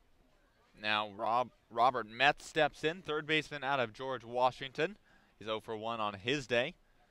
Wears number 9 and is the Gatemen number 9 hitter, and chops this one towards short, fielded on a hop by Graffinino, and the throw onto first base in plenty of time for out number 2. Another hop off of this gravel infield here, the color of charcoal, as Graffinino able to make the play. You could see before he fielded that, he dug his heels into the dirt as much as he could, kicked up a bunch of that gravel, and then was able to make the catch on a difficult hop. So a good play from the from the Brewster shortstop. Now it's back to the top of the Gatemen order. This will be the third time through the order for the Gatemen facing Joe Molitier. Stephen Kwan, center fielder out of Oregon State, digs in, and the first pitch from Molitier, a fastball that finds the zone.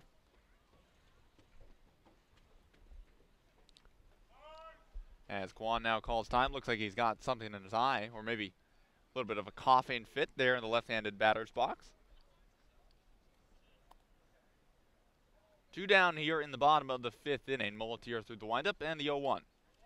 This one misses downstairs below the knees, evens the count at 1-1 on Kwan. Righty-lefty matchup here as Molitier through the windup. 1-1 lifted in the air into shallow left center field. Drifting back is Graffinino, and he puts it away for out number 3. So an easy 1-2-3 inning for Joe Molitier. No runs, no hits, no errors, and obviously no one left on. For the Gatemen in the bottom of the 5th, we played 5 full here at Spillane Field. Still a pitcher's duel, 1-0. Gatemen on top of the Whitecaps. You're listening to Brewster Whitecaps Baseball on the Brewster Whitecaps Radio Network.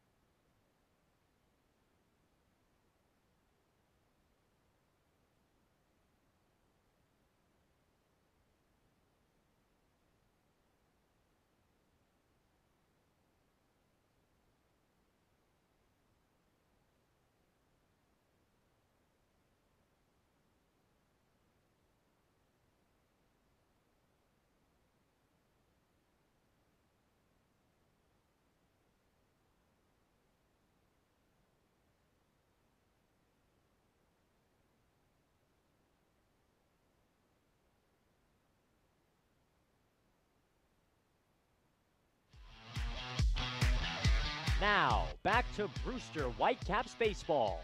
Here are Carter Wedeel and Aiden Doyle.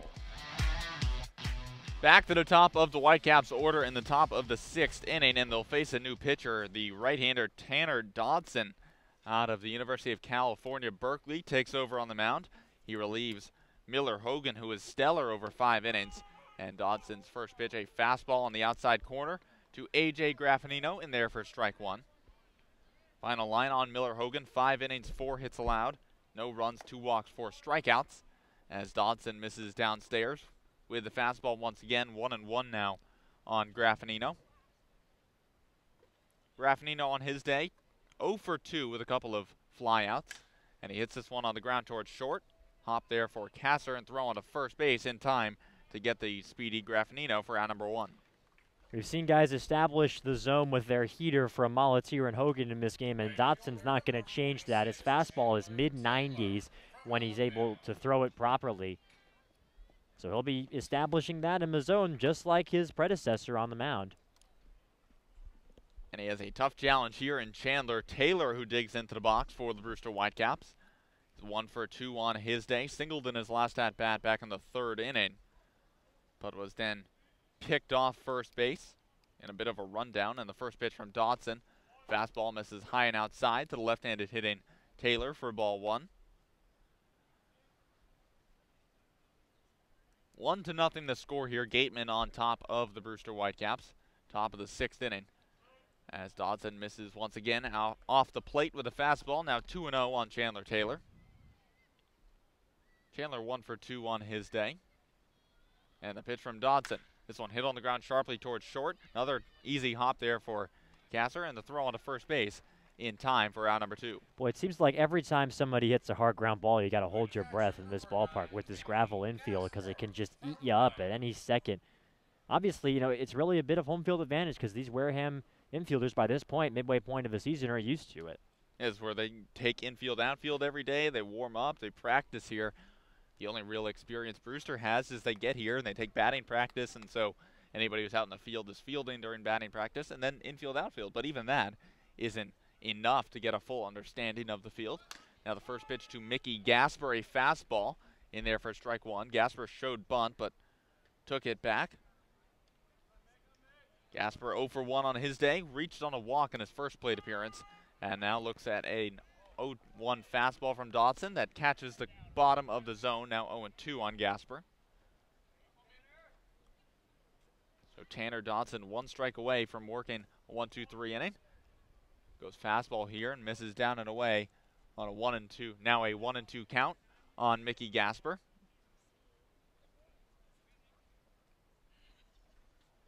Dodson working through the windup and the 1-2. Fastball misses outside. Now 2-2 on Gasper. It's another one of these Gasper ABs. A couple of fastballs for strikes. He goes behind him a count and now works his way back.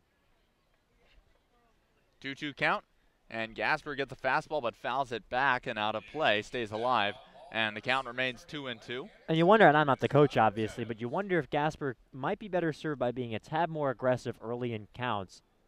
He's so good when he's battling back from 0-2 counts and working a walk or getting a base hit, but you feel like there are base hits left on the table. 2-2 line down the left field line, but slicing foul and out of play. Count stays 2-2, and once again, Mickey Gasper doing a very good job staying alive here. And I'm talking about a .333 hitter that's getting on base 45% of the time, so I'm obviously nitpicking when I say that. 2-2 pitch. This one lifted in the air, foul right over our heads and out of play. So once again, Gasper staying alive. Gasper, a switch hitter, batting from the left side against the right-handed throwing Dodson. Moves through the windup and the 2-2. Breaking ball misses downstairs, and the count runs full on Gasper. Good job there by the Bryant University catcher to lay off that one. Working quickly, the 3-2. Fastball just misses below the knees, and Mickey Gasper reaches with a 2-out walk. It's his second 2-out walk of the ball game. Yeah, great game for Gasper at the plate. Not just the second 2-out walk, the second 0-2 walk. He was behind 0-2 in the first inning when he drew that walk, and then, of course, he put a ride into a ball in right field that was robbed of him by a spectacular play by Pompey. So no hit in the box score for Gasper, which is kind of unfair because he's had a terrific day at the plate. Stepping into the box now, who has a couple of hits, it's Michael Curry. He's 2 for 2 with a single and a double. And the first pitch from Dodson. Fastball in there for strike 1. Curry singled in his first at-bat, then doubled in the 4th inning before being caught stealing third base. As Dodson comes set, Gasper with a short lead off of first. As Curry hits this one on ground towards short. High hop there for Kasser. Long throw from the hole. And it's knocked down by the first baseman Anchia, but Curry reaches. That one on a hop. Kind of came up into the chest of Anchia and it popped up into the air, so Curry reaches with an infield single. And again, that's the surface, right? I mean, that's something I'd never seen before. It was a low throw, typically about something where the first baseman Anchia would just try and pick it, but instead it bounces all the way up to the letters of his uniform, and he wasn't able to handle it. We'll see how they score that. It is scored a hit, and now runners on first and second for the Whitecaps, and the number 5 hitter Kyle Datras steps in. He's 0 for 1 on his day. Did reach on a walk in his last plate appearance. 1-0 the score. Gatemen on top of the Whitecaps. But Brewster has 2 runners on as first pitch to Datris, a breaking ball that misses down and away for ball 1.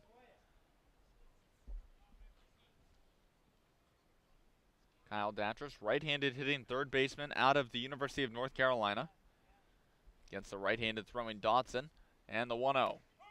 Fastball in at the knees, evens the count at 1 ball and 1 strike.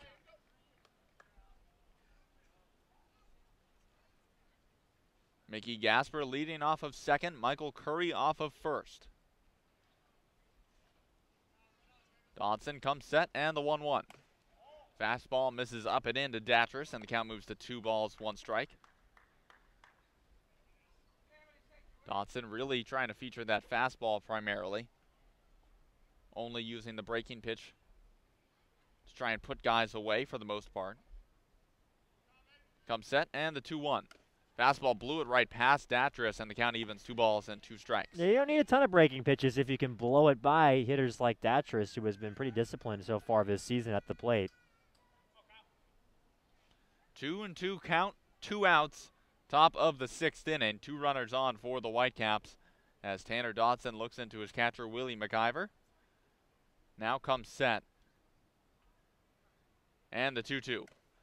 Caught on and missed by Kyle Datris. He chased that one down, and then he goes down swinging for out number 3. The Whitecaps have 2 runners reach, but strand them there. No runs on 1 hit, no errors, 2 left on for Brewster. In the top of the 6th, we've played 5.5 at Spillane Field in Wareham. Gatemen still on top of the Whitecaps, 1-0. Keep it right here. You're listening to Brewster Whitecaps baseball on the Brewster Whitecaps Radio Network.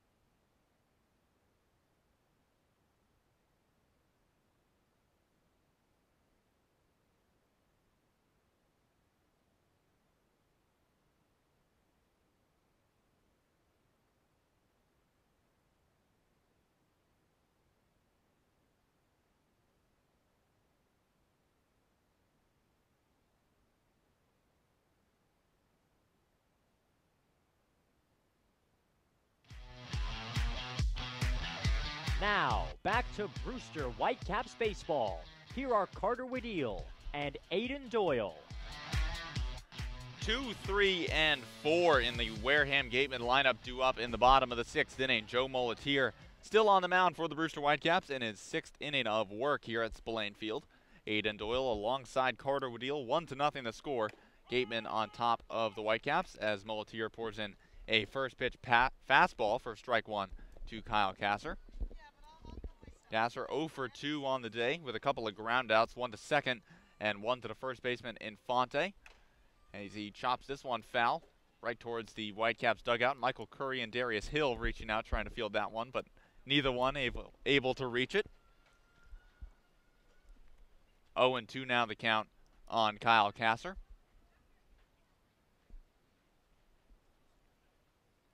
Well, it's here looking into his catcher, Gasper. Shakes off a couple of signs, now gets what he wants.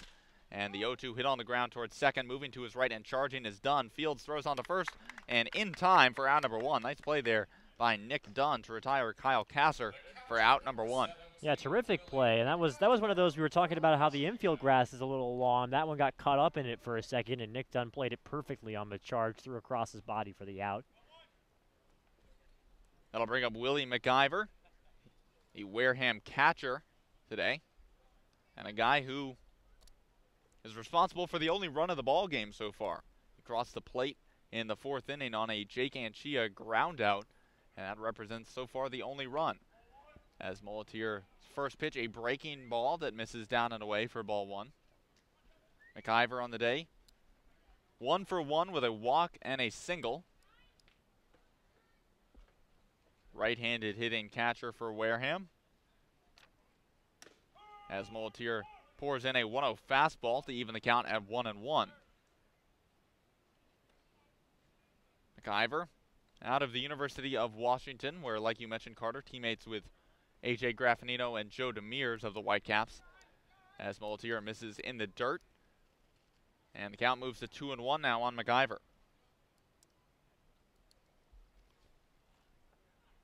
One of the things you've pointed out, Carter, that stood out to you in the box score and the stat sheets that the Gatemen give out, leads the team in stolen bases with 10, as he looks at a fastball from Muleteer that misses high above the letters for ball 3. He's 10 for 11 in stolen base chances, yet he's a catcher. So not typically the position in which you see guys lead teams in stolen bases, as he swings through an off-speed pitch there from Muleteer, and the count runs full. Nice selection there. Kind of pulling the string there was Muleteer. A big rip from William McIver. And you're right, and it seems like we saw a bunt single from him earlier in this ball game. The 3 hitting catchers, the last place you'd expect that. He lifts this one in the air, foul over the first base bleachers and out of play, so the count stays full on McIver. And it's not like he's barely leading the team either. He's got 10, and the second place guy in the Gatemen roster is Blake Sable, who has 5, who's also listed as a catcher on the Wareham roster. As Muleteer misses with a payoff pitch downstairs in the dirt, so McIver reaches for the 3rd time in the ball game, his 2nd walk of the game, and the Gatemen have a runner aboard with 1 down in the bottom of the 6th. And you wonder how Jamie Shevchik is going to be handling Joe Muleteer in this game. You have to imagine he's going to go a bit longer than he might in a vacuum, so to speak, with the Whitecaps so short on arms. Now John Topa stepping in, left fielder for the Gatemen tonight. He's 1 for 1 with a hit by pitch as well. Muleteer working from the stretch and the first pitch. Fastball right on the outer corner for strike 1.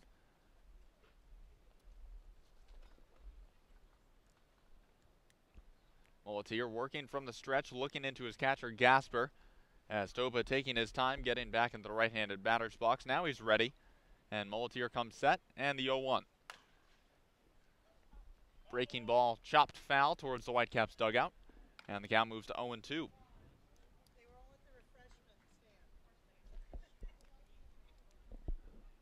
The count on John Topa.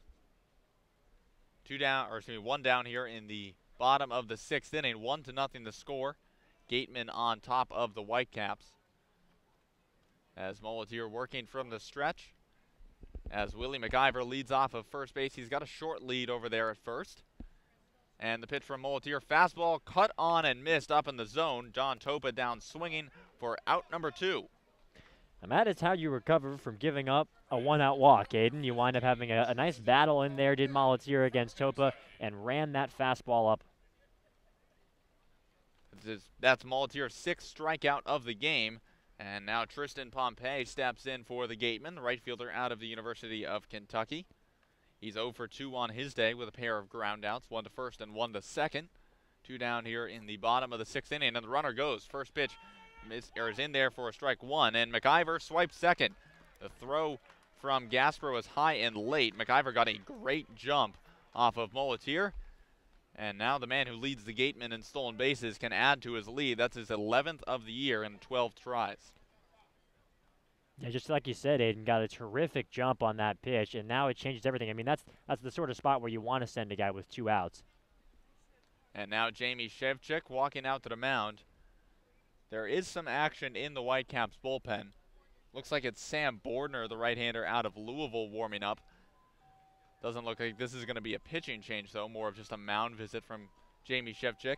And the reason I can tell it's Bordner is I know you have your binoculars, Carter, but with Bordner's just dyed bleach blonde hair, you can tell from where we are, which is even beyond third base, right on top of the Whitecaps dugout, looking through 2 sets of netting. You can see the teal jersey. You can't tell who it is, but that blonde hair is what sets him apart from everyone else. Yeah, I think with the lights on, it kind of shines even more, right? It's tough with the binoculars, those two netting layers to get through. So maybe the hair is a better system just on the whole. We just got to learn everyone's hair, and that's how we'll be able to tell who's warming up in the bullpen. Either way, Jamie Shevchik retreats back to the Whitecaps dugout. 0-1 the count on Tristan Pompey. Runner in scoring position for the Gatemen is Willie McIver, and the 0-1 from Molitier. Fastball misses down and away to even the count at 1 ball and 1 strike. Molitier working quickly. Toes the rubber, looks into his catcher Gasper, now comes set. Kicks in the 1-1. Fastball once again misses down and away, now 2-1 on Pompey. Bordner, who's warming up, like I mentioned, in the Whitecaps bullpen, a guy who Coach Shevchik says we're going to use in high leverage situations. As the 2-1 from Molitier. Takes a little off that one and misses off the plate. Count moves to 3-1.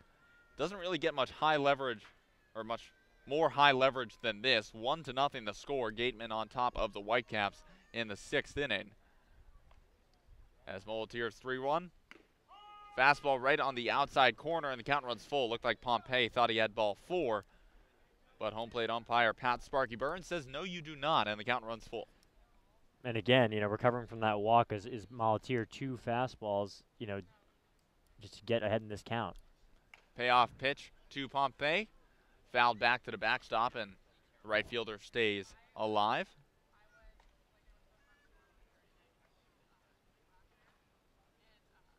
Molitier in his 6th inning of work for the Whitecaps. Really a start that Coach Shevchik has got to be extremely pleased with. As the payoff pitch to Pompey misses off the plate, and he'll head on down to first base with a 2-out walk. So Shevchik obviously probably not too happy with that, but overall, this has been a fantastic outing from Joe Molitier. It sure has, and it started and ended, I think, with his fastball command, which right now might be slipping just a little bit as he goes deeper into this ball game. He's really been able to get ahead in counts and play the game that he wants to play on the mound. Right now, though, with Shevchik still not bringing out the hook, this is a big spot, probably the biggest hitter he'll face in this ball game.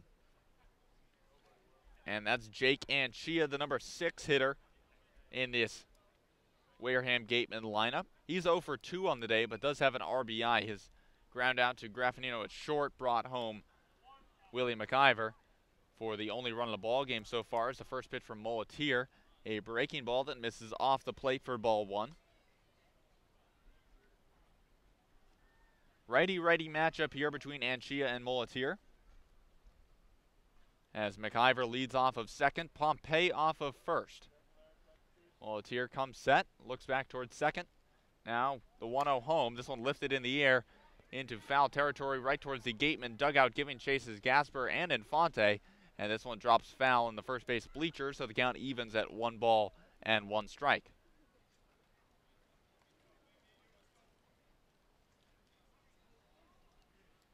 Anchia 0 for 2 today, but looking for a big hit in a big situation for the Wareham Gatemen. They lead this one 1-0, but have a runner in scoring position with 2 down here in the bottom of the 6th. Joe Molitier working from the stretch for the Whitecaps. Comes set. Kicks in the 1-1. Breaking ball hit on the ground towards third. Ranging to his left is Datris. Field spins, throw on to first in time for out number 3. Kyle Datris with a nice play to get Joe Molitier out of the inning. No runs on no hits, no errors. 2 left on for the Gatemen. We're through 6 here at Spillane Field. Still 1-0. Wareham leads the Whitecaps. Keep it right here. You're listening to Brewster Whitecaps Baseball on the Brewster Whitecaps Radio Network.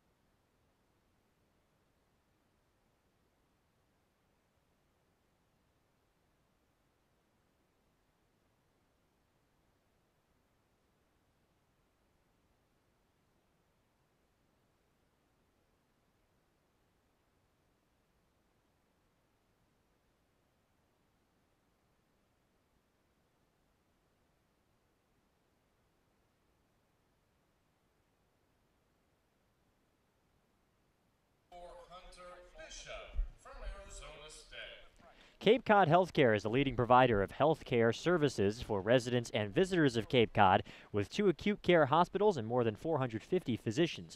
For more information, visit capecodhealth.org. Cape Cod Healthcare, expert physicians, quality hospitals, superior care.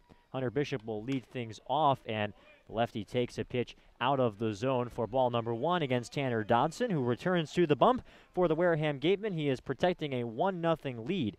And the pitch is hit high in the air, foul ground, left side, giving it a look as the third baseman Metz, but he'll watch it go foul. And so it's quickly 1 ball and 1 strike on Hunter Bishop. It's the 6, 7, and 8 hitters due up for Brewster in this top of the 7th inning. Here comes the 1-1 pitch. Fastball grooved in there for strike number 2. Dodson working mighty quickly here out of the windup to start things off. Bishop so far today, a pair of strikeouts, both against the starter Hogan. And the pitch, hit on the ground, foul ground right side. That one just skipped foul, wound up crossing the plane of the bag, maybe a foot foul on the first base side. Bishop almost was down on one knee when he had his follow-through on that swing. But he stays alive, and the count is 1 ball and 2 strikes. The only run in this game was scored in the 4th inning. Wareham just kind of played a little ABC ball to get it. 1-2 pitch. He's hit hard into center field. Moving over is the center fielder, Quan. He's moving to his right. It's over his head and up against the center field wall. Bishop heading around first base. He's heading into second base, and he will get there with a standing double. Hunter Bishop with an extra base hit. Only the 2nd extra base hit tonight for Brewster, and the Whitecaps are knocking at the door here in the 7th. We've talked so much about Hunter Bishop's tools, and you saw him on display right there. I mean, the quick hands, the just lightning bat speed. I mean, he really squared that one up and drove it to the deepest part of the ballpark out towards left center field. Stephen Kwan's a good defensive center fielder for Wareham and even for Oregon State. He had no shot at that one. That one just got over his head in half a second, just crushed by Hunter Bishop. And Bishop, as you mentioned, plenty of speed on second base, and it's up to Costas, Infante, and Dunn to try and drive him in and tie this game. It's 1-0 Wareham in the top of inning number 7. So here's Marty Costas hitting from the right side. Corners are in for Wareham, and he takes a pitch inside. Checked his swing for a moment, but a fastball misses there from Dodson. Dodson, one of those guys who does it all. That's something that his coaches will say about him. They said it at Cal where he plays. They say it here in Wareham. He's a pretty talented hitter at 297 for Cal in 49 games this past spring, but here on the Cape focusing on pitching, and he's got plenty of stuff on that fastball, mid-90s velocity. He steps off the mound for a moment to examine Hunter Bishop at second base. Bishop on the season 3 out of 5 stealing bases. He's 3 for his last 3. Here comes the 1-0 pitch, and it's bunted by Costas down the first baseline. It was a high chopper fielded over there by Dodson. He goes to first base for the out, and Bishop moves to third. So the sacrifice works as drawn up for Brewster, and Bishop is on third base with 1 out here in the 7th. Well, Costas just did his job, and he's actually got pretty good speed down the base pass, and the throw from Dodson kind of took Durant, who was covering first base, into the baseline. So that's not exactly an easy play for the second baseman either. I mean, he's a guy who isn't used to covering first base, and the throw from Dodson took him right into Costas, who's running down the first base line.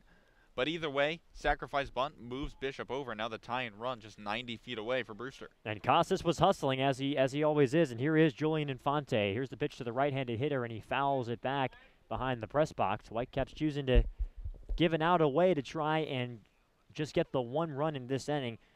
Wareham did a similar thing, maybe not intentionally in that 4th inning. The run wound up coming in on a ground ball from Anchia. McIver was the one who scored. He reached via a bunt single and moved over by a hit by Pitchum, and a couple of grounders got him home. So that's how the only run of this ball game has been scored.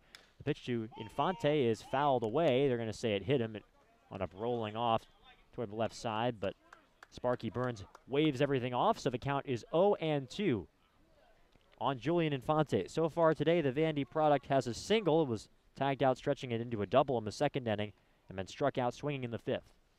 Dodson staring in, getting the sign from McIver. 1-0 Gatemen here with the infield in for Wareham. Count 0-2 on Julian Infante. Here comes the pitch from the right-hander. It's way up high on that fastball. Nicely done to glove that behind the plate by McIver. Had to reach straight up to grab it, and if he isn't able to make that play, then Bishop is surely scrambling home from third base to at least try and score on a wild pitch. So McIver with a terrific play there. 1-2 now the count. And getting set again is Dodson, the pitch. Swing and a miss. Fastball that was up, and Infante swings and misses at it, and he will waltz back to the dugout. That's that strikeout number 2 for Dodson since he entered the game, and so there are 2 gone. And this has been a huge problem for the Whitecaps so far this year. In the last 2 games, 6 times they've had a runner on third base, and he didn't score. 3 of those times, they had 1 out or fewer. And that's really when it's tough. When there's 1 out or fewer and a runner on third, you're really expecting to bring that run in. The pitch is in there for a strike to the number 9 hitter, Nick Dunn. Hitting from the left side for Brewster. Hunter Bishop is the runner at third base. Brewster threatening in this ball game. They haven't had a lot of chances to threaten. Last time they got a runner in scoring position, they got it in last inning in the 6th, and then before that they got it over in the 4th. The pitch is check swing. They check to see if he went, and they say he did not. So it evens the count, 1 ball and 1 strike on Nick Dunn. Here comes the 1-1 pitch. Another fastball missing up high. Dodson really reaching back. The count is 2-1. You can see the difference in velocity after Molatier and Hogan to see Dodson come in and just start uncorking these heaters. Here comes the 2-1. Swing and a miss. Just couldn't catch up to that one, did Nick Dunn. That was another one up out of the zone. We're talking about issues that the Whitecaps have had hitting-wise. High fastballs have been something that's been blown by them pretty frequently recently. 2 balls, 2 strikes, and 2 men out. It's 1-0 Wareham here in the top of the 7th. The pitch. It's hit hard into left field down the line. It's going to drop for a base hit. Scoring from third is Hunter Bishop. Nick Dunn is into first base with an RBI single. He gets the job done for Brewster, and this ball game is tied up at 1. Well, that was classic Nick Dunn there. Fastball away, drives it to left field, but I don't know what was going on in the Whitecaps dugout. Michael Curry starting something where he had a baseball, and they had to pass it down the length of the dugout in between the previous pitch and the next pitch being delivered. And they did it successfully, and Curry starts rubbing the baseball and blowing on it as if for good luck. So whatever it is, it worked, and Nick Dunn ties this game up at 1. That's RBI number 7 of the season for Nick Dunn. He's on first base, top of the order. Graffinino hits a hard ground ball right side. It's past the diving second baseman and ran it into right field for a base hit. Dunn rounds second and then stops in his tracks and returns to the second base bag. Pompey's got a terrific arm in right field, and he respects it there. But it'll be first and second now with 2 men out for Brewster as Graffinino again being aggressive, and that time smacks the single to right field. Well, that's a good decision by Nick Dunn, though, to hold up there at second. You mentioned the arm on Pompey. You don't want to make the third out at third base. This is what the Whitecaps have lacked a lot this season, is getting these consecutive hits going, having them string together. So you don't want to make an out on the base paths and end that.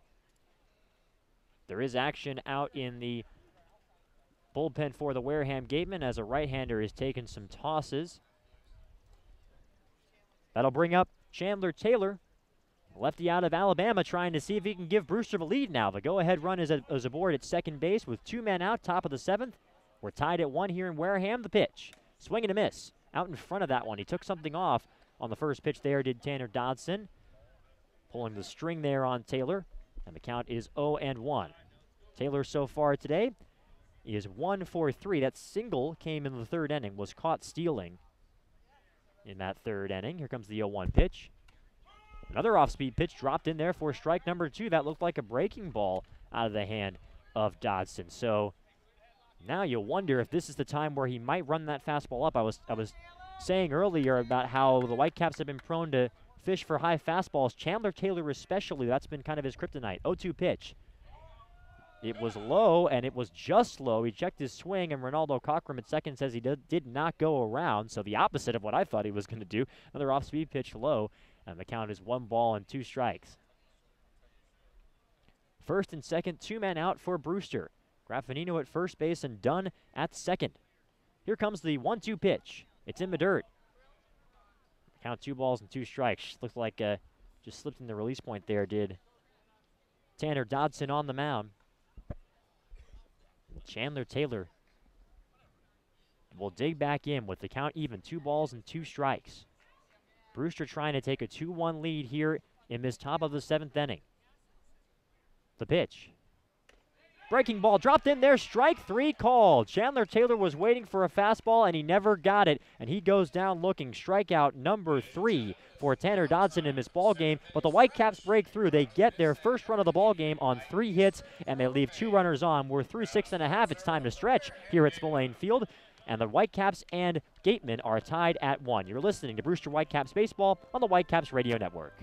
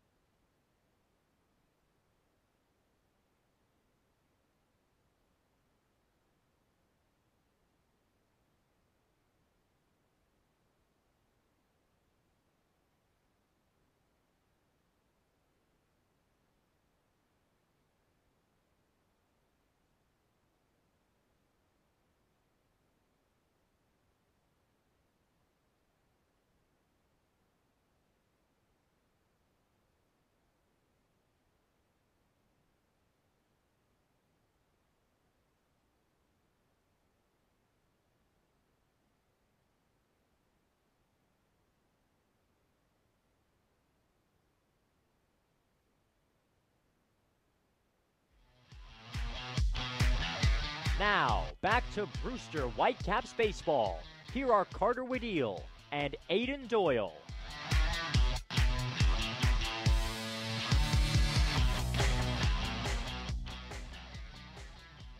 We welcome you back to Spillane Field in Gatemen. The first pitch from Molatier is hit hard on the ground. It kicks off the pitcher's mound, off the gravel infield and into center field for a base hit. So very quickly, Tanner Dodson is on the mound for Wareham, but it's a leadoff single to start things off here in the 7th inning for the Gatemen.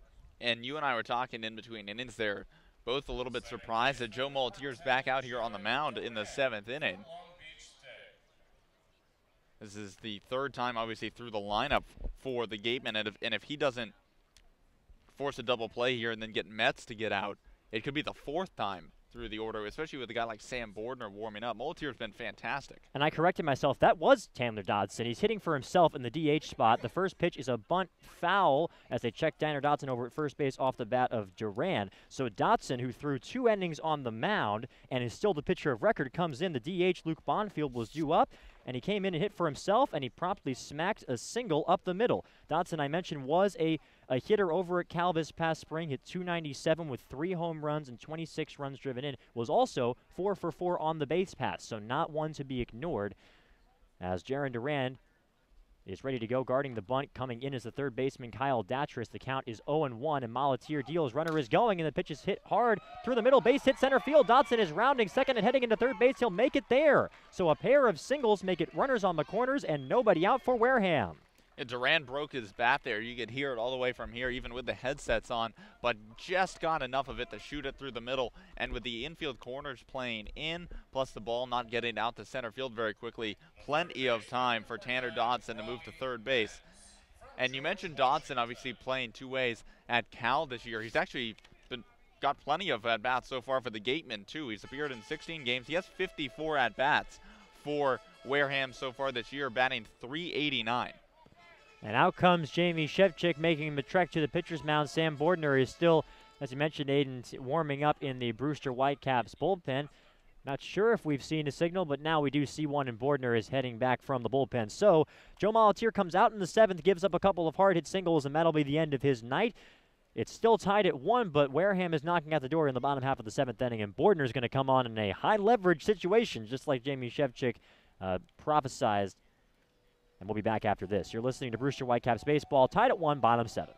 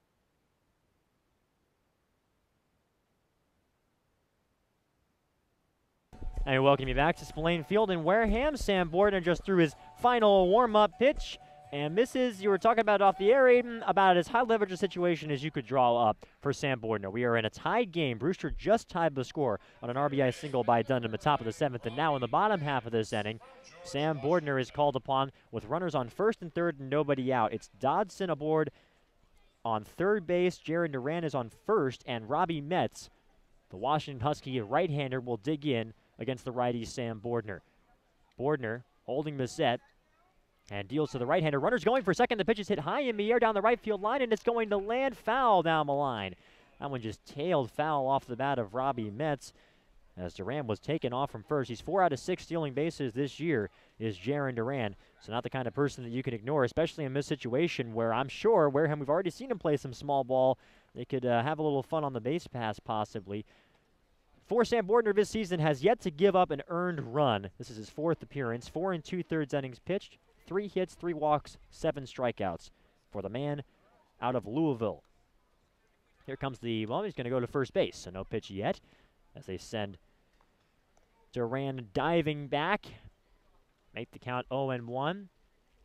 Bordner, the type of guy, no matter what situation you put him in, he's going to be nice and cool and calm on the mound. First and third, and nobody out. In is the third baseman, Kyle Datras. Runner bluffs at first base and sends Bordner stepping off the mound. There was a yelp from the Whitecaps dugout that alerted him to the movement, and he hadn't started his pitching motion yet, so he stood off the rubber. Kind of a close call there, either delivering and having a great jump or giving up a ball, and which would allow a run to come in. Here comes the 0-1 pitch. It's hit hard, line drive, another one foul down the right side. So ahead in the count here, 0-2 is Sam Bordner.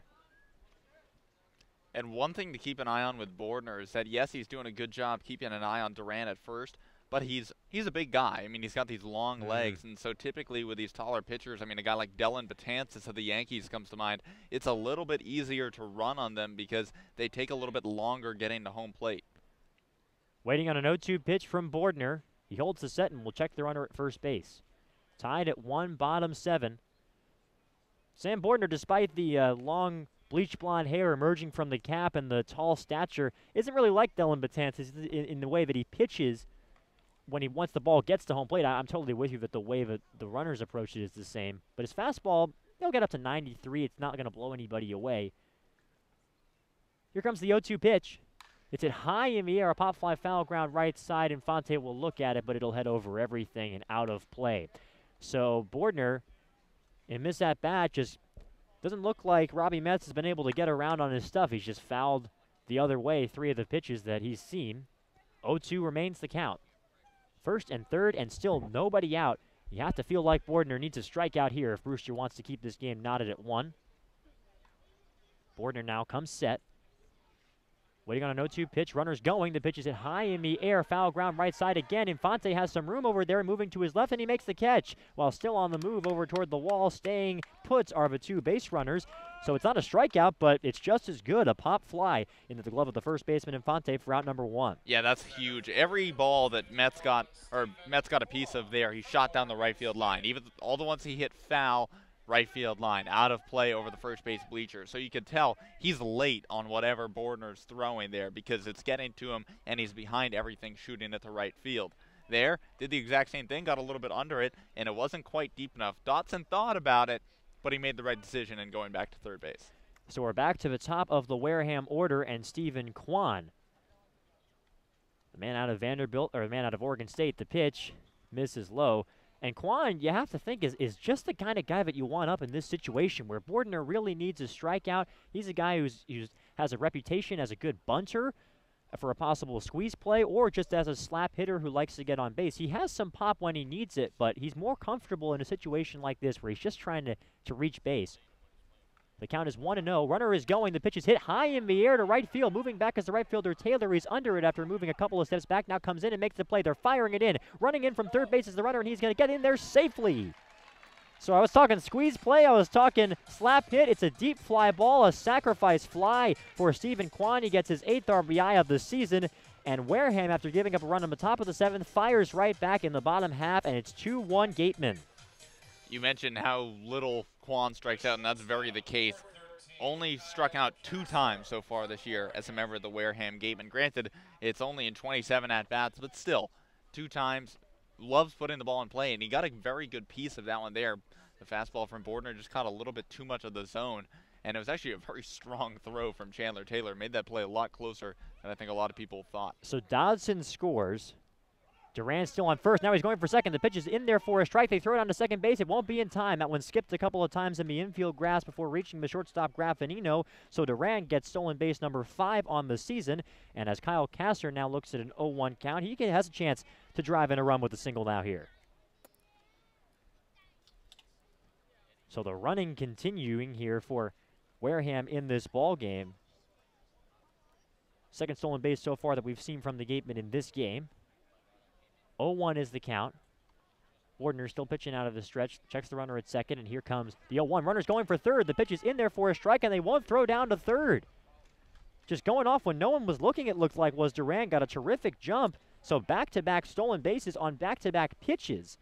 And now, with 2 men out, there's a runner on third for the Gatemen. Yeah, it just looked like the entire Brewster defense kind of fell asleep there for a couple of seconds. Bordner kind of towing the rubber, not really paying all that much attention. Gasper didn't even look towards third. Datris was playing pretty far off the bag, not even really covering until the last second. Here comes the 0-2 pitch from Bordner. Swing and a miss, he got him, strike 3. You wonder if Bordner was just thinking, I'm going to strike this guy out so it doesn't matter. Kasser blown by again, and so Kasser is now 0-for-4 on the day, but Wareham does break through. The run is charged to Joe Molitier, and it is scored in this inning. 1 run, 2 hits, 1 left for Wareham in the bottom of the 7th. At the end of 7 innings of play, 2-1 Gatemen. You're listening to Brewster Whitecaps Baseball on the Whitecaps Radio Network.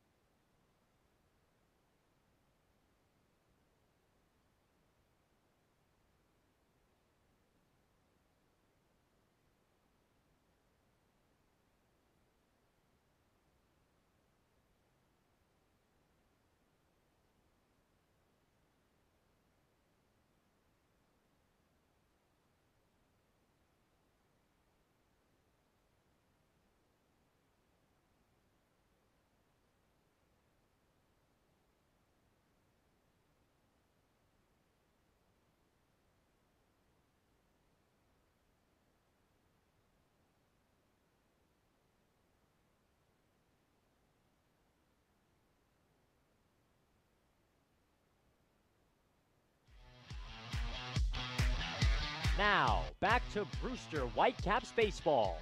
Here are Carter Wedeel and Aiden Doyle.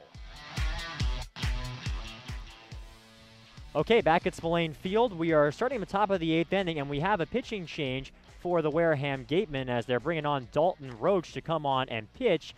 But there is a little bookkeeping snafu going on right now. Jamie Shevchik is out and just was talking to our home plate ump, Pat Sparky Burns, and now the umpires are going to convene. The matter here that they're discussing is Dodson. Dodson, of course, came on to pitch in the 6th inning. His final line, 2 innings pitched, 4 hits allowed, 1 run it was earned, 1 walk and 3 Ks, and then was slotted in. He hit for himself in the DH spot. But now we've received word, or Shevchik received word on the field, that they're going to go back to the so-called 10-man lineup with the DH and the pitcher. Dodson will stay the DH, and Roach will come on to pitch. And Shevchik said, how is that possible? How can you lose the DH and then get it back again later in the game? And he kind of let the umpires know his displeasure, and so they're still huddling up. In the meantime, we're still seeing Roach take his warm-up pitches. I would assume the 2 options here, Aiden, are either A, it's still a 10-man lineup, or B, Roach is in the lineup and they're going to have to deal with the pinch hitter here. It would be the 7 spot in the order that we're talking about. The 3, 4, and 5 hitters are due up for Wareham in the bottom of the 8th. So it's something that is on their radar for the next inning, and the umpires are still conferring. In the meantime, we'll give you the numbers on Roach so far this season. This is appearance number 3 for him. He's out of Minnesota State, another D2 player. Just 3 innings pitched this year. No hits allowed, no walks, and 5 strikeouts. The ERA, nothing. And Roach has finished warming up, standing in front of the pitcher's mound. The players are sort of milling about. Brewster will send Gasper, Curry, and Datras up to the plate in this inning. And our PA announcer decides, so why not keep reading off the 50-50 raffle? This is kind of a strange scorekeeping situation. You know, Aiden, that I love scorekeeping anomalies. And you wonder what the umpires are going to do here, because it seems like they're just going over the rules of how the lineup is constructed. I'm pretty sure they're literally breaking out the rule book right now as to see what they're supposed to do in this situation. Because to me, I'm more with Shevchik here, is that you took away your DH. Why are you allowed to get it back? I mean, you chose to get rid of the DH to allow Dodson to hit in that spot, in the 7th spot. Why are, now that you have a pitcher that you don't feel can hit, why is he allowed to take on the mound and Dodson can stay in the lineup and have 10 people? So Sparky Burns is going back to Jamie Shevchik here, lineup card in hand, and they're starting to have their conversation. Doesn't look like Jamie Shevchik is particularly thrilled with the subject matter. He keeps gesturing over at Dalton Roach, who right now is just standing there with William MacGyver tossing the baseball up and down. They're kind of just chatting, and now all 3 umpires are going to rush in and talk to Jamie Shevchik here. He is he's not going to be denied, and it makes sense on principle. Now, I'm not sure about the intricacies of the rule book, but on principle, this makes sense. They lost the DH when the pitcher hit for himself, and now they're getting it back, so says the umpire. And maybe there's a rule in that says if it's the pitcher doing it, if it's the pitcher hitting for himself, and that's the case, because if it's any position player who comes in and does that, I mean, I don't know if it will be treated the same way, and I'm sure that's what Jamie Shevchik is saying, and they're still, and I think you're right, Aiden, I think they have a physical rule book in hand right now, and Jamie Shevchik is not liking what's printed on there. And give the umpire and crew credit, they're hearing him out, and they're making sure that they get this right, because this is important for the rest of this game. It's a 1-run game. Wareham is ahead 2-1. We're starting the 8th inning, and as I mentioned, in the bottom of the 8th, it's 3, 4, and 5, and this is the 7th spot in the lineup. That's you know, the question mark right now.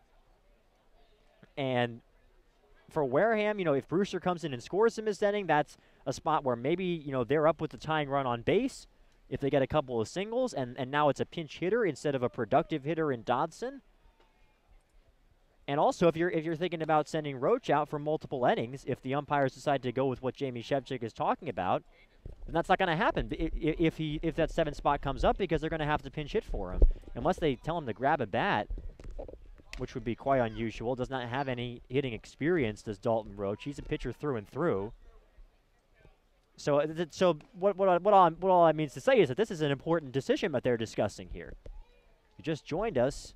Dalton Roach has come on to replace Dodson on the mound, but Dodson hit for himself, replacing the DH Luke Bonfield in inning number 7.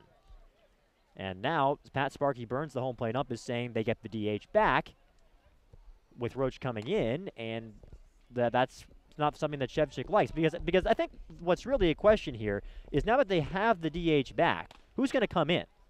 It will be a new DH, right? It's not going to be Bonfield, right? Because he was pulled in favor of Dodson. So that means you're bringing a new DH off the pine into the game. You can't do that. But then I think that's what Jamie Shepard is saying. But the umpires, all three of them, they kind of have a look on their face like they're repeating themselves, saying to Jamie Shepard, listen, this is why we're making this decision. And I'm not sure exactly what is at issue here. I wonder if we can get somebody down there to listen into what they're talking about. From what I can hear from here, I was taking off the headset there for the last couple of minutes, is that Steve Williams over there, the first base umpire, is, I'm not even exactly sure who he's referring to, but saying, I'm assuming Dodson, is that he never left the lineup offensively. It's something along that lines, is that he's hitting, or the pitcher is hitting in, obviously, in the designated hitter spot, and now he is the designated hitter, which is true, I guess, from what Wareham is going for. Right, but we're saying he never left the lineup. He wasn't in the lineup to begin with. Well, that's my point, is that they're saying you're not losing the DH because he never left. But he wasn't there to start, because that's the thing here, is that you have the pitcher not in the lineup, and then you have the pitcher in the lineup, and now you don't have the pitcher. I mean, by my understanding, you can't flip the switch like that, and we'll see. And I will admit that this section of the Cape League rulebook is not something that I know by heart. But what a strange sequence! And Jamie Shevchik is back in his dugout. He's still talking. The umpire is signaling the press box here.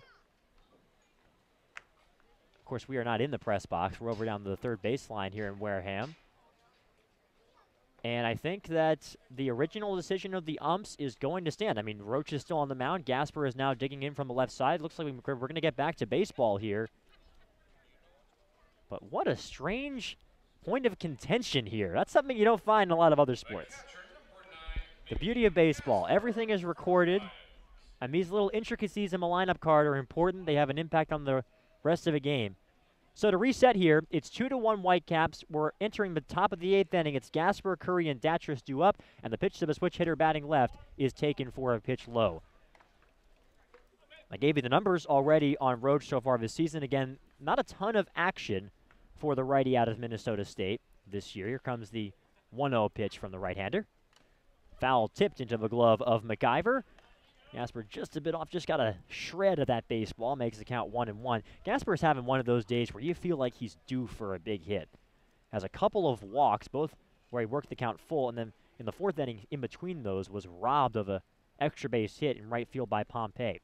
The pitch bounces in the dirt and whacks off the chest protector of McIver, so ahead in the count, 2 balls and 1 strike now is Mickey Gasper, the catcher out of Bryant. And he will dig back in with the count 2 balls and 1 strike. Nodding, getting the sign he likes is the hurler Dodson, or hurler Roach, and he deals in there for a strike right at the knees. Well-located fastball. And that evens the count 2 balls and 2 strikes.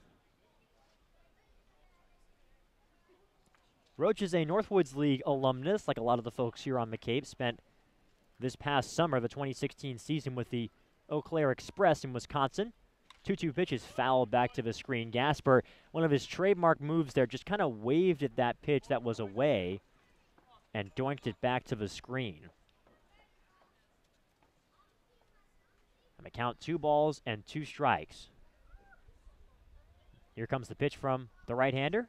It's in on the ground, sharply left side. It's going to get into left field for a base hit. That one skittered off of the gravel infield into the left field. And Gasper, I talked about how he might be due for a base hit. He gets one there. And the leadoff runner is on for Brewster here in the 8th. And just a great piece of hitting there by Mickey Gasper, taking the pitch on the outside part of the plate and just shooting it through the hole in between short and third. That is textbook Mickey Gasper right there. Just a great piece of hitting. And again, you don't like a scoring decision, you don't like the way a decision umpire made, you know what the best way to go do it is to go show him you can win without it. Yep. Get the new pitcher in there, fine. You want to bring in a new pitcher? Let's crush him. Here is Michael Curry hitting from the right side.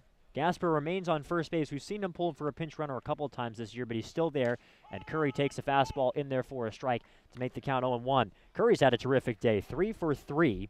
Singled in the first inning, doubled in the 4th, and then a little infield single in the 6th that was helped along by this gravel infield, which now looks almost black with the sun set and the artificial lighting the stadium. 0-1 is the count, the pitch. Breaking ball, a slow breaking ball in there for a strike. Really took something off of that one, did Dalton Roach, and Curry just was frozen. So he's behind him a count now, 0-2. Is the DH, the Georgia Bulldog, digging in.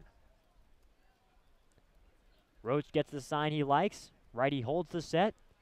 And here comes the 0-2 pitch. Gasper bluffs. It's swung on and missed. Out in front of another curveball there was Michael Curry. Really hung out to dry in that last 2 pitches of that at-bat. First strikeout of the game for Roach. 1 gone in the 8th. Yeah, Roach's breaking ball there coming in at a very, very slow speed. Just a big looper there. And Curry way out in front of it by the time he swung through. By the time the ball got to home plate, his face was already, facing us down the third base line. He was way out in front of that one. So Datris will dig in. 2-1. Wareham on top of Brewster here in the top of the 8th. Datris 0 for 2 with a walk. Struck out his last time against Dodson. He shows bunt and takes a pitch low. That's at the third baseman Metz scrambling in to the infield grass. The count is 1-0. We'll see where Metz steps up. It looks like he's going to be right even with the baseline at third. Maybe a couple steps back. Waiting on the 1-0 pitch to Datris. Staring in is Dalton Roach. Now he comes set. Runner on first base and 1 out. The pitch. In there for a called strike on the fastball. So far, Roach has done a good job keeping Brewster hitters guessing. A lot of contrast with that fastball, which looks like it has some good pop to it, and the breaking ball, which is one of the slower curveballs that we've seen all year on the Cape. And now, I was mentioning a possible pinch runner. We're going to see it here. In the middle of a count, Connor Smith is going to run out and run for Mickey Gasper. So Mickey Gasper's night is done, and Connor Smith replaces him, unless, of course, they allow him to re-enter the game. You never know. And Smith is aboard on first base, so giving the Whitecaps some speed there on first base. And now, of course, you wonder what card Jamie Shevchik is going to decide to play in this ball game. Connor Smith, 4 out of 5 stealing bases this season. The infielder out of Western Michigan.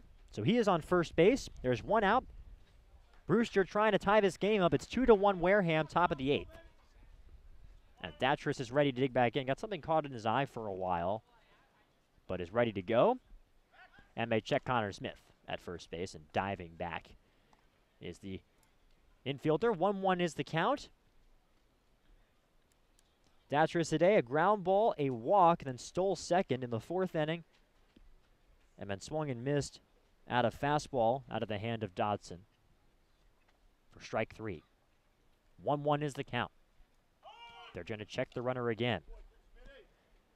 Haven't seen any Titanic RBI hits in this ball game. Wareham opened the scoring with an RBI ground out. Willie McIver got a bunt single, was moved over by a hit by pitch and a couple ground balls to come in and score. That gave him a 1-0 lead. Then an RBI single by Dunn tied the game in the top of the 7th, and Wareham came right back. A sac fly from Kwan made it 2-1 in the bottom of the 7th, and that's where we stand in the top of the 8th. The pitch in there for a called strike, just in there at the knees. McIver looked like he yanked that one back into the strike zone. It was low and just pulled it back up, so a nice frame from Willie McIver behind the plate for the Gatemen. 1-2 is the count. Connor Smith still over there at first base. You wonder if he might be thinking about going. He's got a pretty aggressive lead there right now, but Roach is keeping a close eye on him, and in fact he throws over, and it gets away a bit from the first baseman Anchia, but no advance. Anchia able to go after it. That one just rolled away. Didn't even make it out of the infield gravel. So 1-2 remains the count. Tense moments here in Wareham.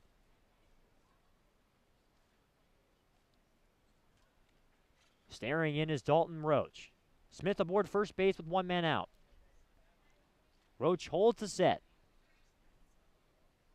Here comes the 1-2 pitch.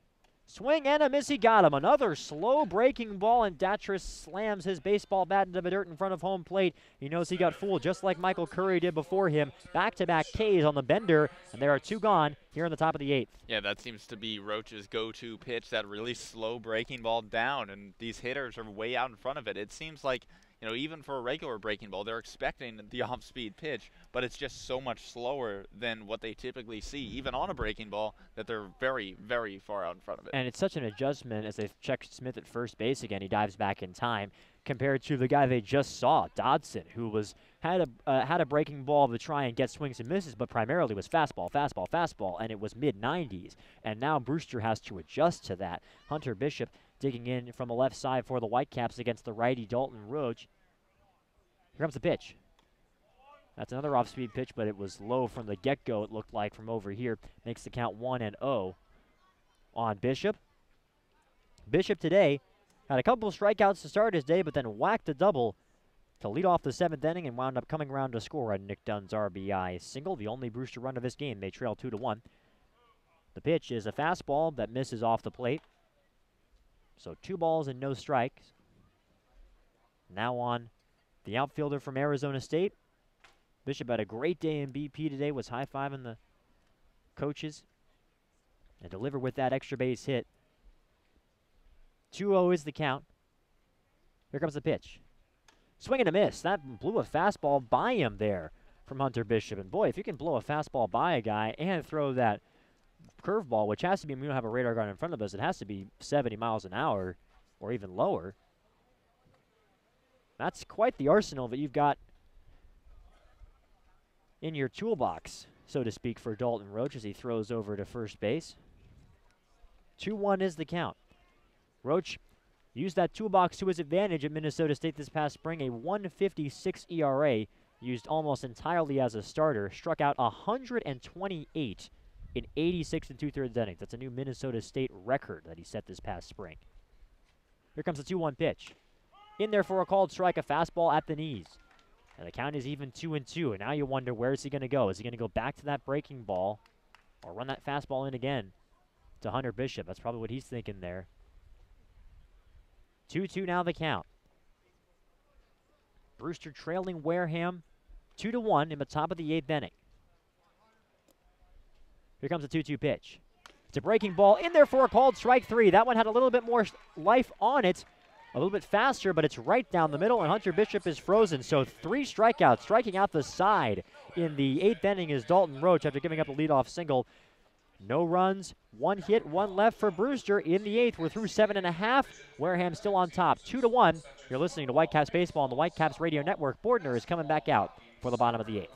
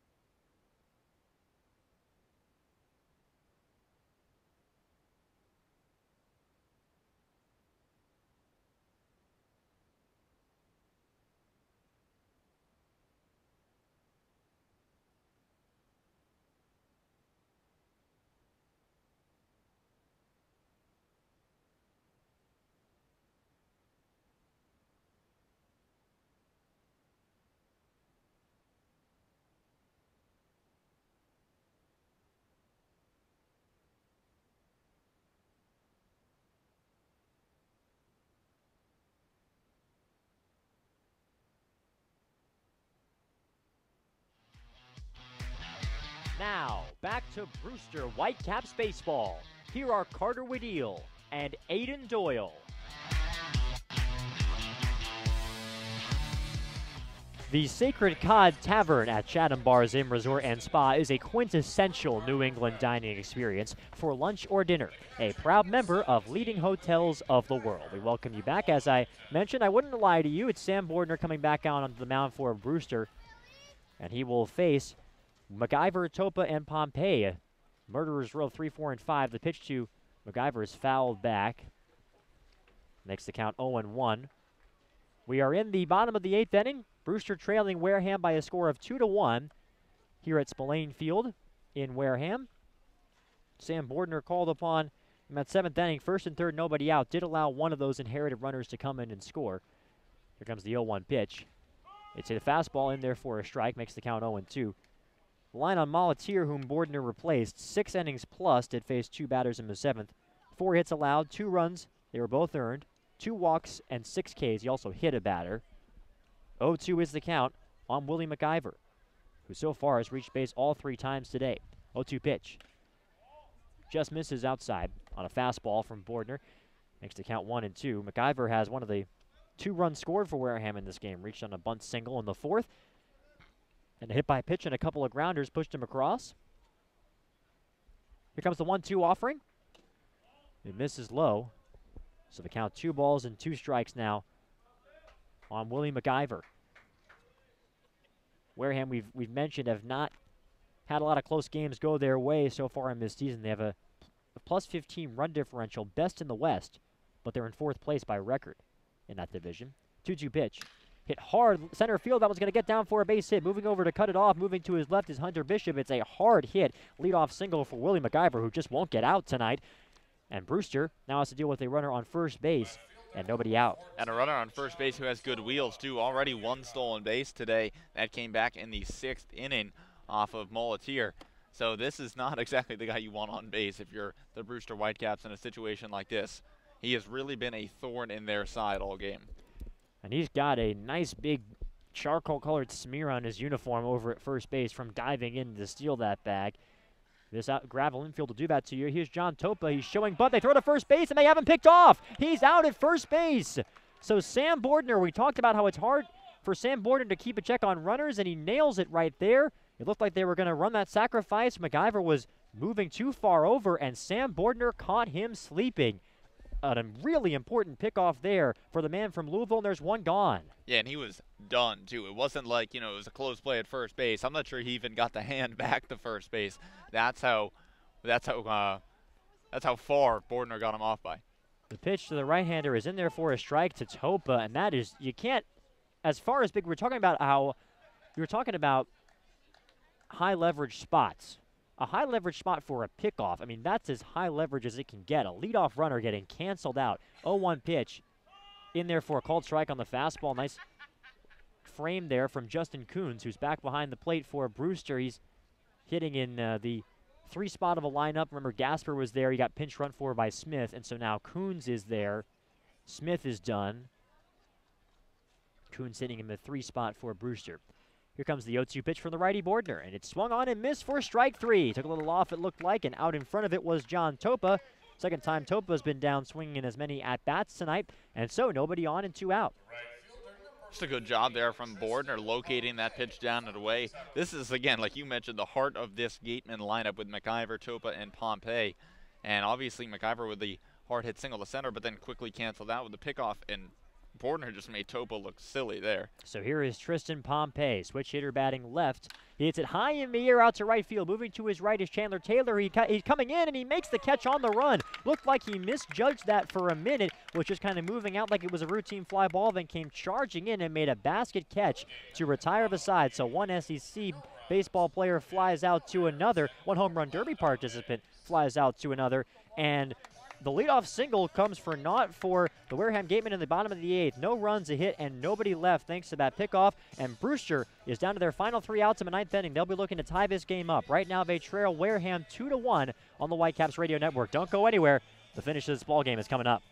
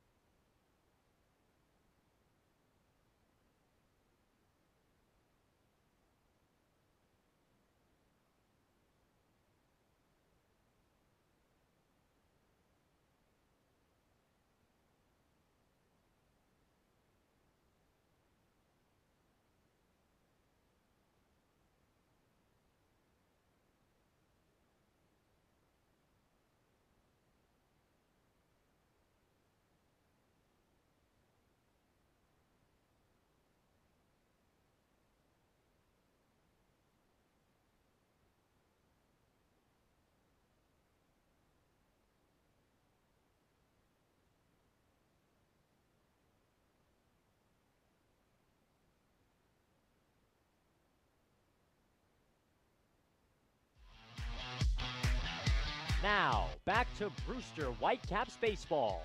Here are Carter Wedeel and Aiden Doyle.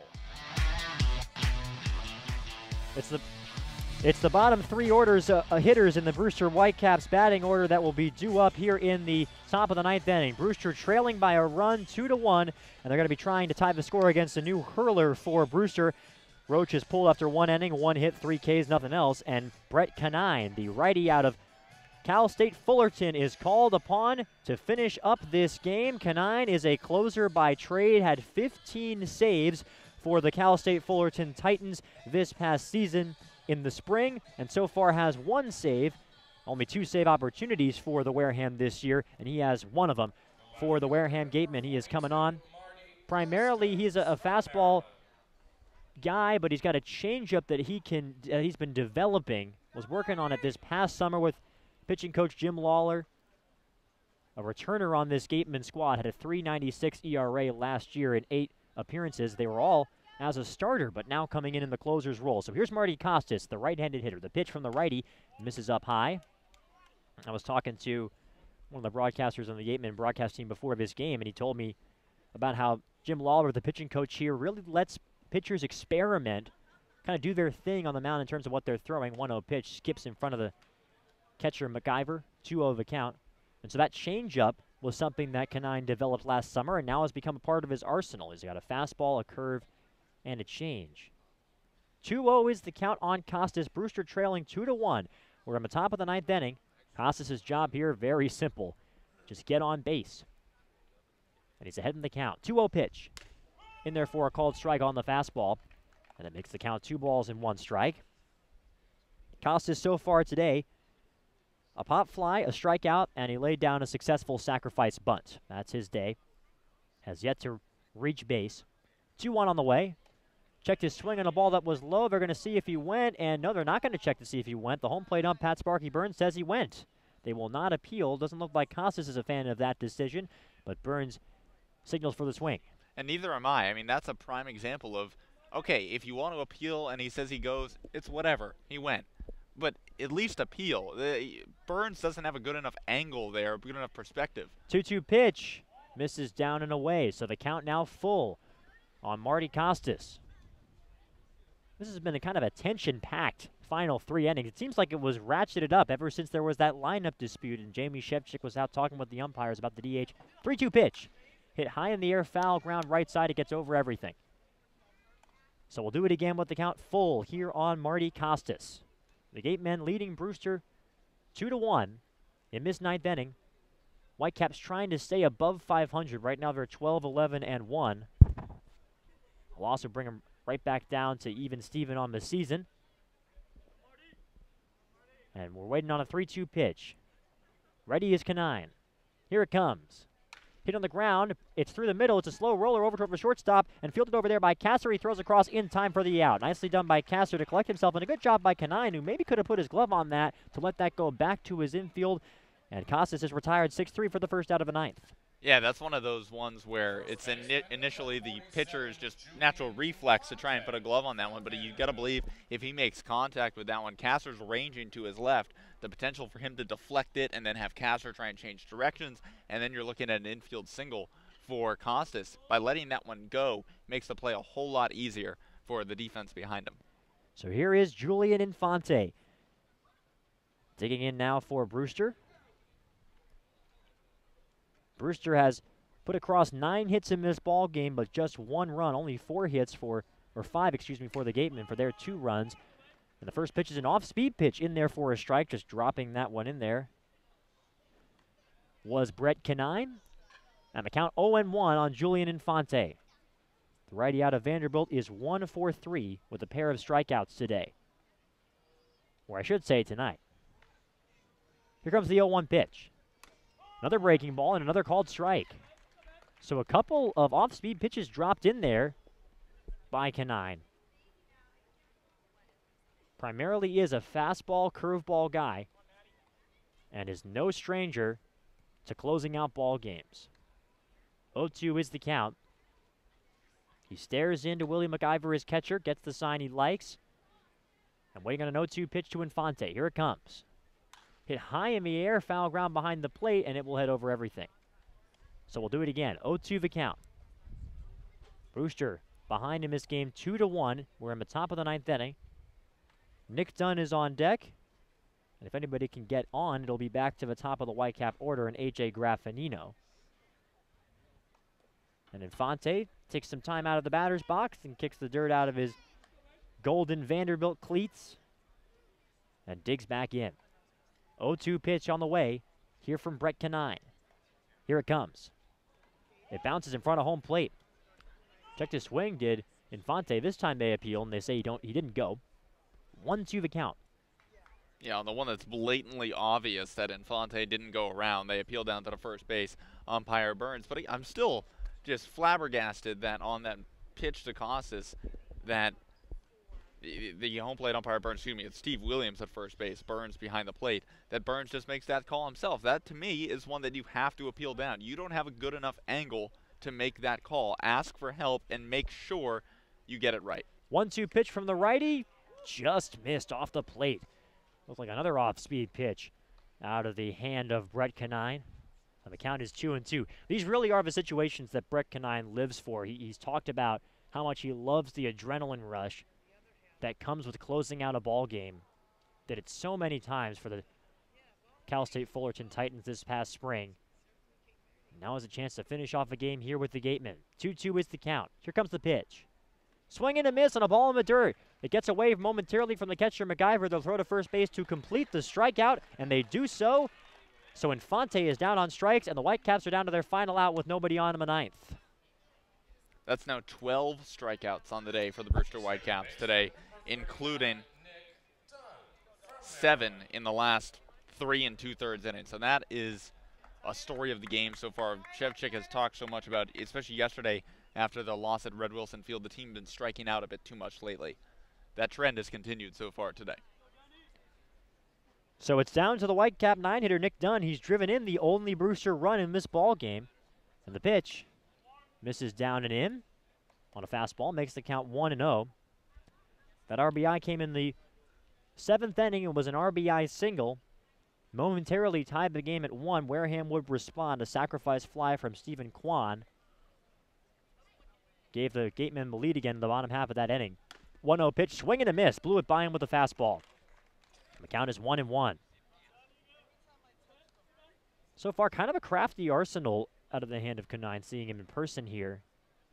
Not typically what you might expect from a guy who's really been a primary closer this past spring, but reaches back for that fastball there. 1-1 the count. Here's the pitch. Hit high in the air, center field. Moving over is the center fielder, and it's going to drop in front of him for a base hit. So Nick Dunn will keep the Whitecaps alive. They live to die another day. He reaches on a single, and now it's back to the top of the order in A.J. Graffinino. Yeah, and the thing here, though, is Dunn and Graffinino are two guys that don't hit for a lot of power. So in order to tie this game up, this is going to take a few hits strung together. This isn't one of these situations in which you're going to tie the game on one swing, or in this case now, take a lead. Graffinino, 0 home runs in his career at the University of Washington. And there aren't a ton of guys that Brewster could bring in off of the bench either. Sometimes if there's a lefty starter, you might have Chandler Taylor there, but he's in the lineup. He's actually on deck now with Graffinino digging in. So Graffinino's job is probably just to keep this line moving. Dunn does have 1 stolen base and 1 attempt this year on first base. The pitch is a fastball that misses down and in.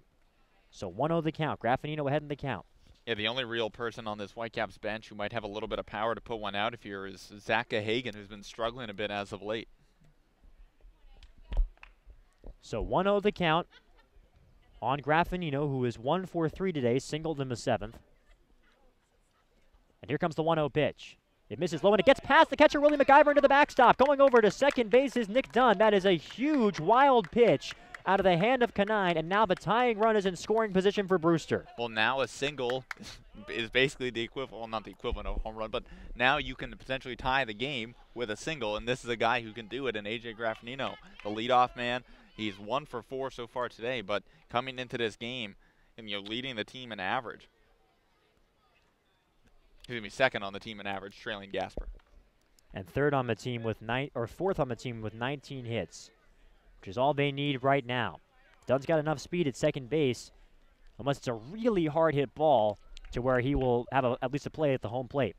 2-0 is the count on the lefty hit swinging Graffinino. We are in the 9th inning. Wareham is ahead 2-1. Whitecaps trying to tie the score. Here comes the 2-0 pitch. Hit on the ground, foul, right side.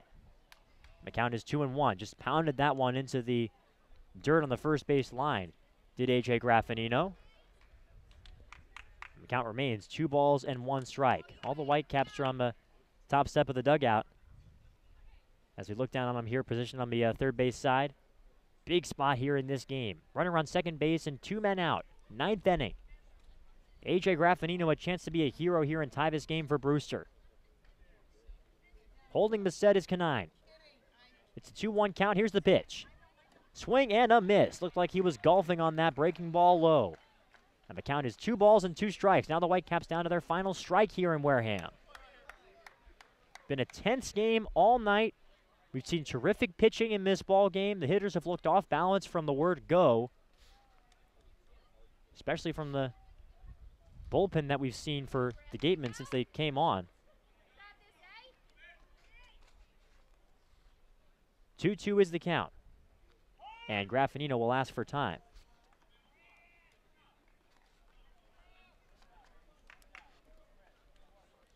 It's almost like deja vu, because when Nick Dunn had the RBI single that gave the Whitecaps their only run of the game, he was in a 2-2 count with 2 outs in the inning. Runner on second, the 2-2 pitch. Swing and a miss, he got him, and the ball game is over. A.J. Graffinino swung and missed at an off-speed pitch, and he chucks his bat and his helmet over toward the dugout, and Canine able to get out of the jam, and the Whitecaps drop their 2nd straight game. The Wareham Gatemen win this one at home by a final score of 2-1 here at Spillane Field. In the 9th inning, for Brewster, no runs, a hit, and 1 left on, and boy, it was the strikeouts that really influenced this game for Brewster. You were mentioning the totals earlier. Brewster striking out a total of 7 times in the final 3 frames of this game. And that seemed to be one of the big factors in this ball game. Terrific pitching all around. Yeah, pitching was great today for both sides, whether it be Molitier and Bordner or Hogan, Dodson, and Roach. Really, no matter where you look, strikeouts were at a plenty. But again, it's later in the games. When you look at the 5th inning, Whitecaps had 2 strikeouts. 6th, they had 1. 7th, they had 2. 8th, they had 3. And then in the 9th inning, they struck out 2 times as well. That was the issue, is that they got guys on base.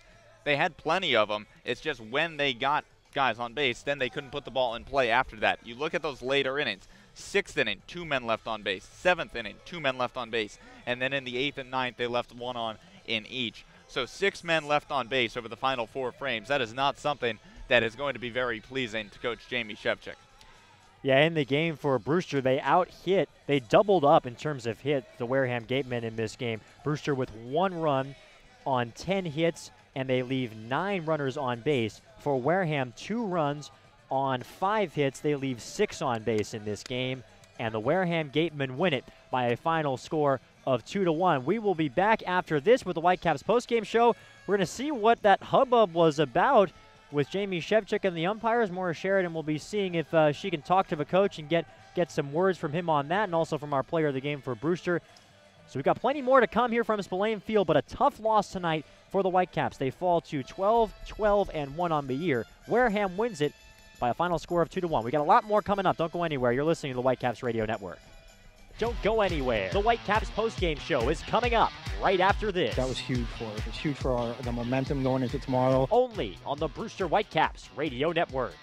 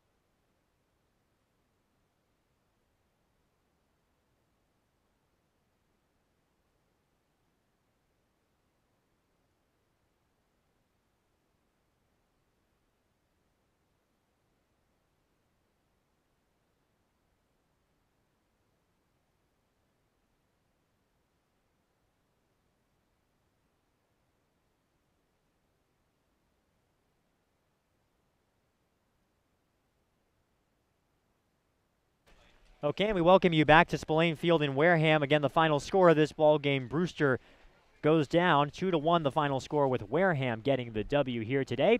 And we'll send it down to the third member of our crew, Morris Sheridan. 2 runs today, 4 hits. Not the best game. You guys obviously didn't win, but what was working for you individually on the mound today? Just definitely my off-speed pitches. I was throwing everything for a strike today. Just trying to compete and keep guys off base. You went in the 7th inning, didn't last for an out, but was that your decision or your coach's? What put you out there? I wanted the ball. They let me have it, so they put me back out there. All right, with Higgins gone, Lingenfelter gone, you're kind of going to step up into this leadership role. How do you take that role? Just trying to take it in stride and do what I can for the team and try and get as many wins as possible. All right, thanks so much. All right, thank you, Moore. That was Joe Molatier with Morris Sheridan. And that's an interesting thing to hear, that he asked for the ball in the 7th inning, wound up coming out and giving up a couple of hits, and the winning run came around to score. Here's something that you never see before. I was talking about how I enjoy scorebook oddities. The winning pitcher in this game is Tanner Dodson. He's now 1-1 on the year, and he scored the winning run in the 7th inning on that sacrifice fly off the bat of Stephen Kwan. Molatier takes the loss. He is now 0-2 on the season, and Brett Canine gets his 2nd save of the year. There are a lot of takeaways here, Aiden, in this ball game. What stands out to you? I think it's honestly just the strikeouts over the later innings when you're at the plate, leaving those guys on base. It wasn't an issue of getting on base. It was just bringing them home once they were on, and that's been a situation that's been an issue for this team all season long. All right, and Morris Sheridan looks like she's tracking down the Whitecaps head coach, Jamie Shevchik. And we've got some stuff to talk to him about, so let's send it down to Maura. Maura? Thanks, guys. Well, we're going to start out with the burning question. What was that argument, or what was going on in that conversation in the top of the 8th inning? They started with the 10-man lineup to start the game. Once they brought in the relief pitcher, they put him into the DH spot. He was now a two-way guy. They went down to a 9-man lineup, and then they tried to go back to a 10-man lineup when they brought the third relief pitcher in, which is totally illegal. The problem that we're having is on the scorecard, they never had the second pitcher entering the game. They had the original DH going into the game as pitching, which was wrong. So it was a miscue by the umpires, but it didn't affect anything. The only thing it would have affected is if that guy came up to bat again in the 9th inning or the 10th, whenever it was. If they hit, it would have been illegal. But until that happened, there was really nothing else we can do. Just 1 run today, shutout yesterday, 1 run the day before. How do you guys get the bats hot again? We need to be more efficient offensively. This is totally on the hitters. We've had opportunities to score runs. We out-hit these guys today 10-5. We just couldn't come up with the big hit we needed. Way too many strikeouts in big situations. 4-8-1 on the road. How do you guys find success away from Stony Brook Field? Wow, it's got to start tomorrow, I guess. Yeah, I mean, we just have to concentrate a little bit more. It all comes down to efficiency, whether it be on the mound or defensively, some miscues. And today, and I think the last couple of days, it was strictly our offense has just been a little anemic. We need to come up with a big hit when we can. All right, thanks so much, Coach. Well, you nailed it there, Aiden. One of the things that you pointed out was strikeouts in big situations. What else do you think? And by the way, talking about that little dispute, number one, Shevchik is right to point out that it wouldn't have meant anything, and number two, that does clear up the miscue that the umpires made. They had the wrong guy coming in to pitch, and that's going to lead to a whole host of inaccuracies, but it didn't affect anything. What else, besides the case that you were talking about earlier, do you take away from what Jamie Shevchik just said? Well, I know it's not what Shevchik just said, but I think overall from this performance is Molatier bouncing back and giving them an excellent outing. I mean, he really pitched well today, 6+ innings, 4 hits, obviously coming out third time through the lineup. That's really where he found the issue, is at the bottom of that lineup coming out in the 7th inning. That's where he gave up 2 leadoff singles before being pulled in favor of Bordner. But overall, that shouldn't take away from how good he was today. And I think a lot of times in this sort of spot, I mean, because what Joe Molatier did, he asked for the ball, he came in and allowed the run that was the winning run to score. A lot of times you'll say, well, he shouldn't have asked for it, or it's going to go against his record that this team lost this game. But I think Jamie Shevchik is much more correct, when saying that it's on the hitters. If this is a game where Brewster can get a couple of runs, and this winds up being, a 3-2 final score, then we're praising Joe Molatier all the way. He had a terrific performance, and what Joe Molatier did is something that Jamie Shevchik likes to say, gave the team a chance to win. Yeah, and I don't know how you feel about the stat or quantifying quality starts, but this was a quality start for Joe Molatier. I mean, 6+, 2 runs, 6 Ks. The offense has to score more than 1 run a ball game. And again, this is something that has been an issue for this team for the last 3 games. People will look at them, okay, they went 1-2, but even the game that they won, against the Falmouth Commodores, just 1 run. They were just lucky that Davis Daniel came out and threw 6 innings of 1-hit ball. I mean, he was brilliant. So in order moving forward, we've talked about the pitching staff being the question mark now with guys leaving, guys getting injured. It's really been the offense that has been more questionable so far.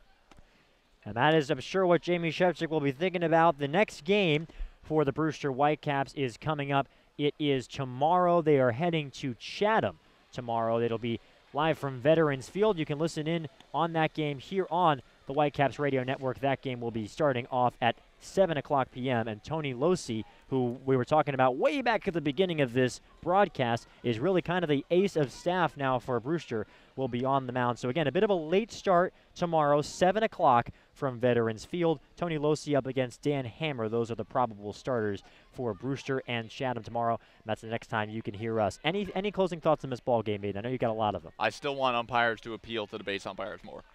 On call. All right. That's my one. That's what really grinds my gears, to quote some Family Guy. That and granting time to the hitter while the pitcher's in his motion. Those are the two things that we agree on. All right, well, it's still a terrific baseball game. Lots of tension here. My kind of ball game, a low-scoring affair. But Wareham is able to pull out the victory. The Gatemen are now 11-13-1 on the season, and they are still in 4th place in the West Division, depending on how the Falmouth game shakes out. We'll be back tomorrow at 7. We'll really more at 6:45. We'll see you then. Until then, thank you so much for tuning in to Whitecaps Baseball. This is the Brewster Whitecaps Radio Network.